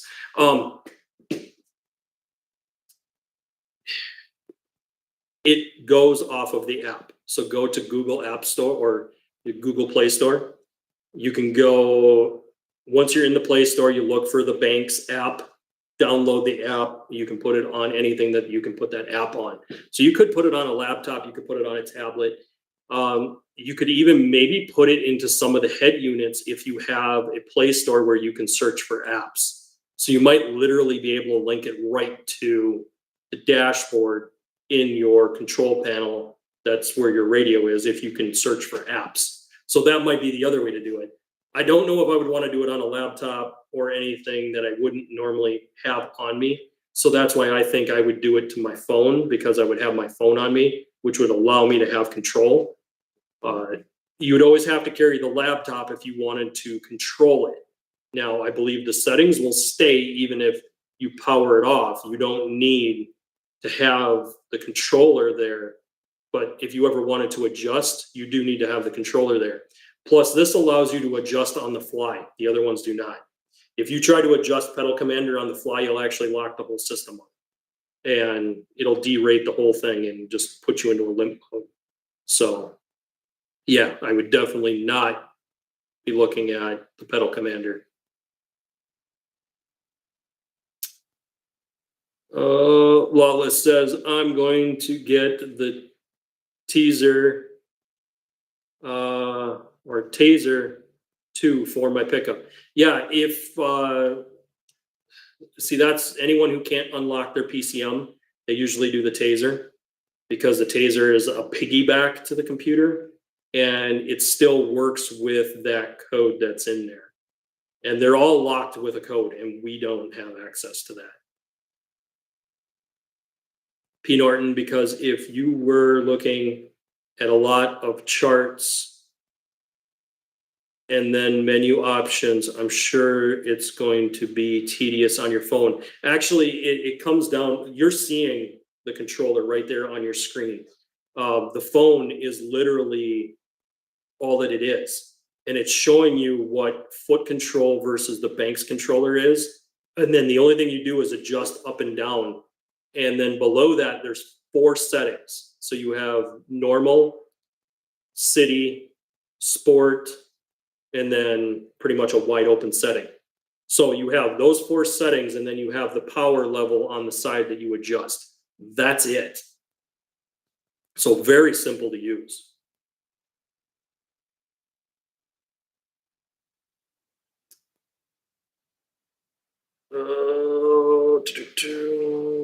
Wallace says that would be something to put on your show too. Yeah, definitely.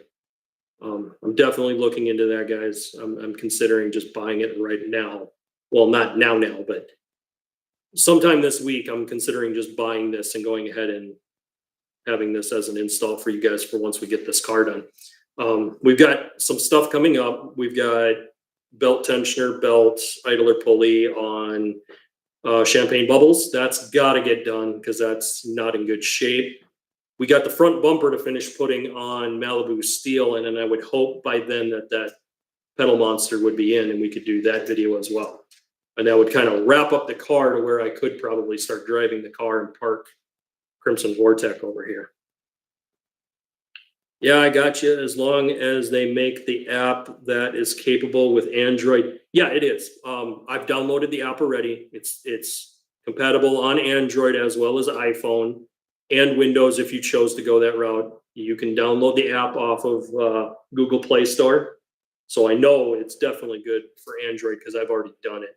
I haven't used someone else's phone with iPhone, but I'm pretty sure it will. You just have to go to the App Store and download the app. P. Norton, yeah, because whatever you're adjusting, you're writing to the car's computer system. No, not this. What this is doing is it's taking your throttle settings, it's taking the factory code, and then it's amplifying that code to allow the pedal to increase based on the setting that you put it at. So if you put it at super aggressive, if you even lightly bump the pedal, it's going to feel like the car is jerking. And this is the problem with those higher settings on all of them, is they get so jerky because the code is pushing the signal out so fast that even minor adjustments feel like aggressive adjustments. So that's some of the flaw in this system, is that the way that they're doing it, the code inside that little controller box isn't necessarily the best way to go. So what we're looking at for the future is we want a company that's investing in the research and development to smooth out those so that it's not so aggressively jerky with minor pedal movement. And I think they're pretty close with that right now with the system that they have. But yeah, it's not writing a code to the computer. And what it's doing is it's changing the signal from the pedal down to the throttle body wire.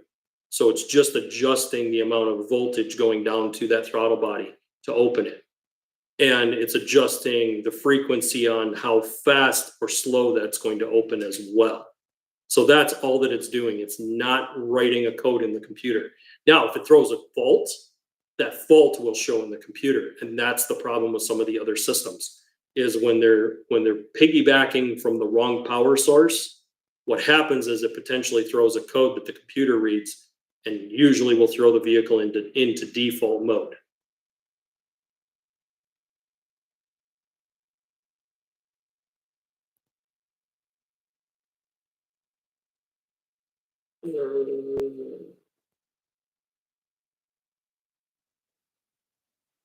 Yeah, I think it killed all the viewers again there, P. Norton. I think you're in here because I think you're a member. So yeah, I'm going to be fighting this one out.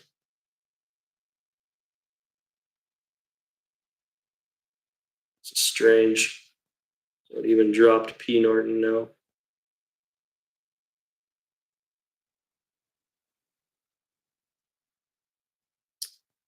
So P. Norton might catch this one back on replay. No, this is not a scanner. So that's definitely not what this is. This is a throttle response only.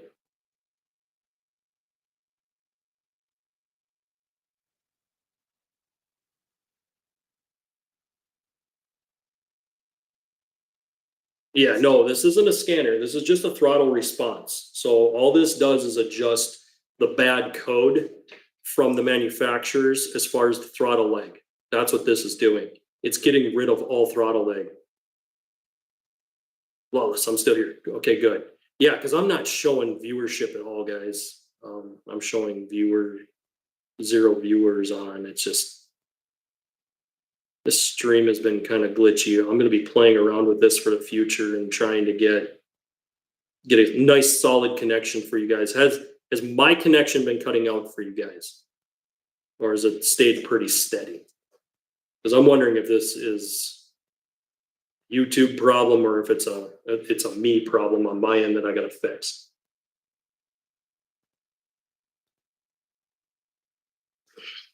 If my stream has been staying pretty steady, then it's a YouTube problem today. Staring this for now. All right.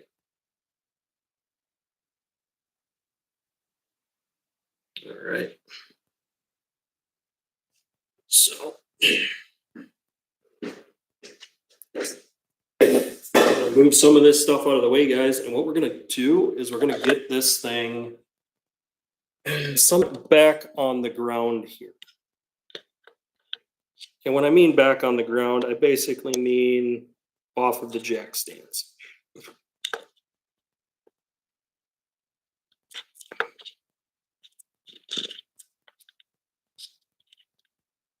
Okay. All right. Let me know if you guys are still in here. I don't like what this thing is doing. I don't know if it's my hardware.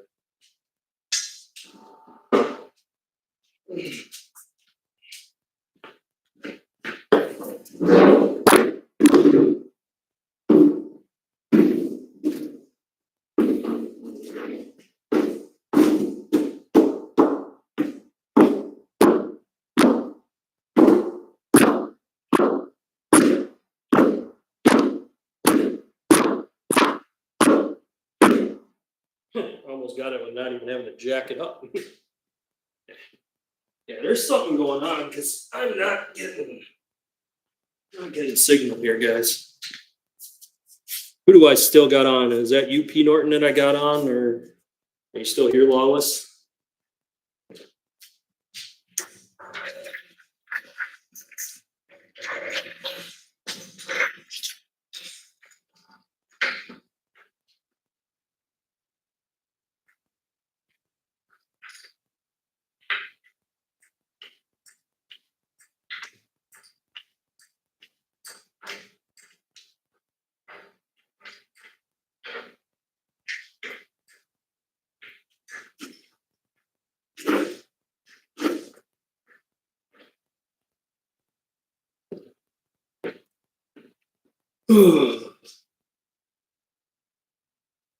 Yeah.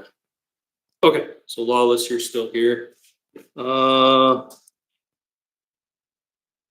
the Banks throttle dongle specific to particular make model of car. Yes, it is. It's specific to your year, make, and model. So you do have to have the right year, make, and model when you're going to buy it. And it's specific to whatever vehicle you got.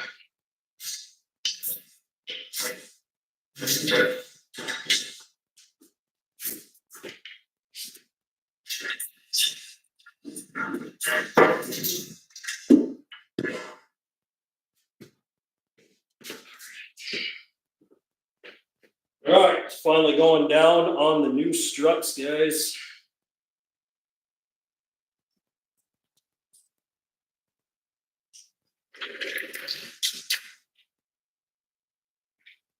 There it is. We're finally down. It's not compressed yet. There's a huge gap here from what they're used to be.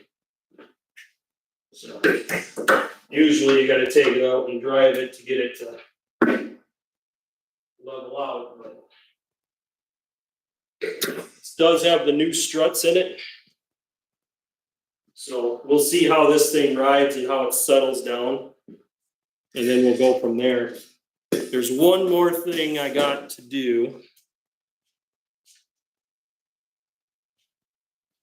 And that's, I need to get rid of this gold bow tie. I've eliminated pretty much all the bow ties so far except for this one. So this is the last one to do.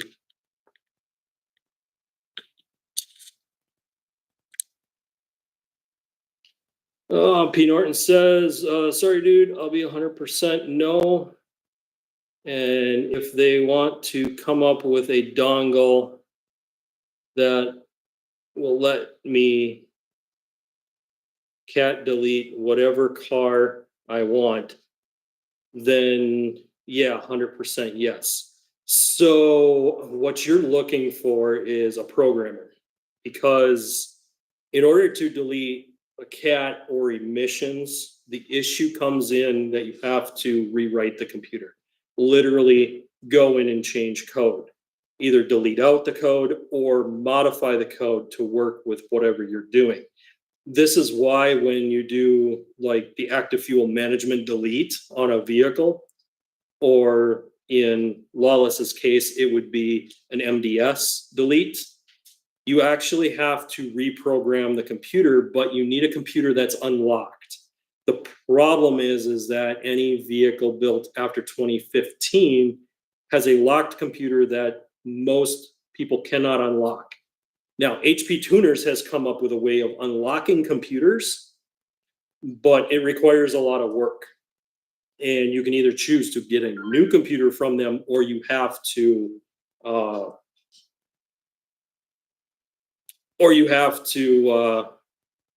send them yours and then hope they can unlock it.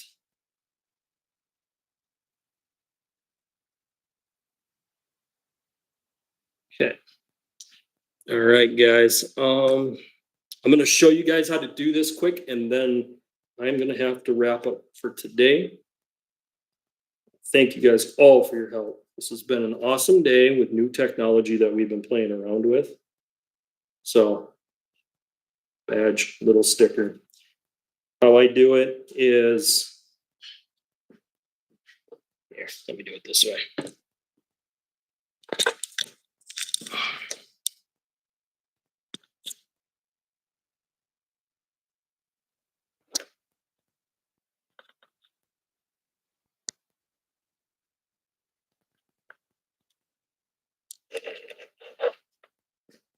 Okay.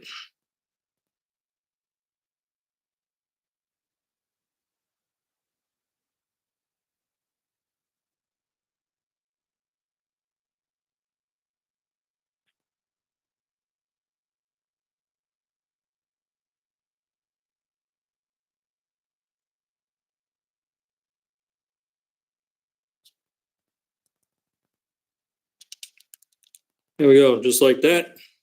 Gold badge is gone.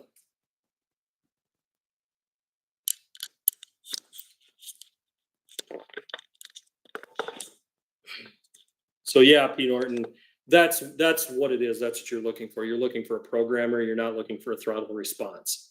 You're looking to be able to delete out cats, play around with the O2 sensors, things like that. So that's going to require a lot more. That being said, guys, I'm going to go ahead and wrap this video up here. We've done a lot of really good things. We've played around with some new technology. I got a lot more stuff coming for you guys next week. Next week, we're going to get into doing a belt tensioner on Champagne Bubbles, new belt, and an idler pulley. Once we get those done, we'll be able to wrap that vehicle up, and we'll be back onto Malibu steel so that we can get this front bumper assembled and get it on the car.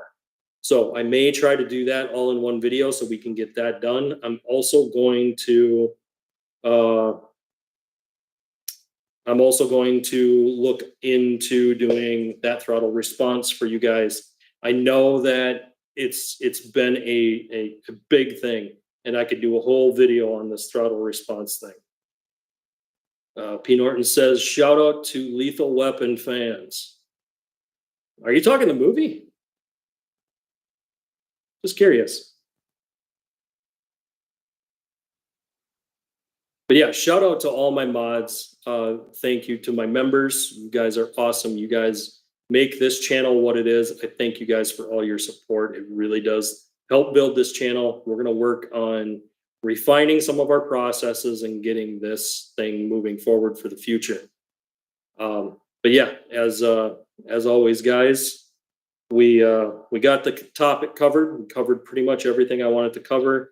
Unfortunately, the stream just didn't take off today, and that's all right. We're going to work on doing this better for the future so that we don't have this problem. But thank you guys for all your support. Make sure you guys hit the like button, hit the subscribe button. We always go live Saturdays at 1 p.m. Central, and I'll see you on the next one.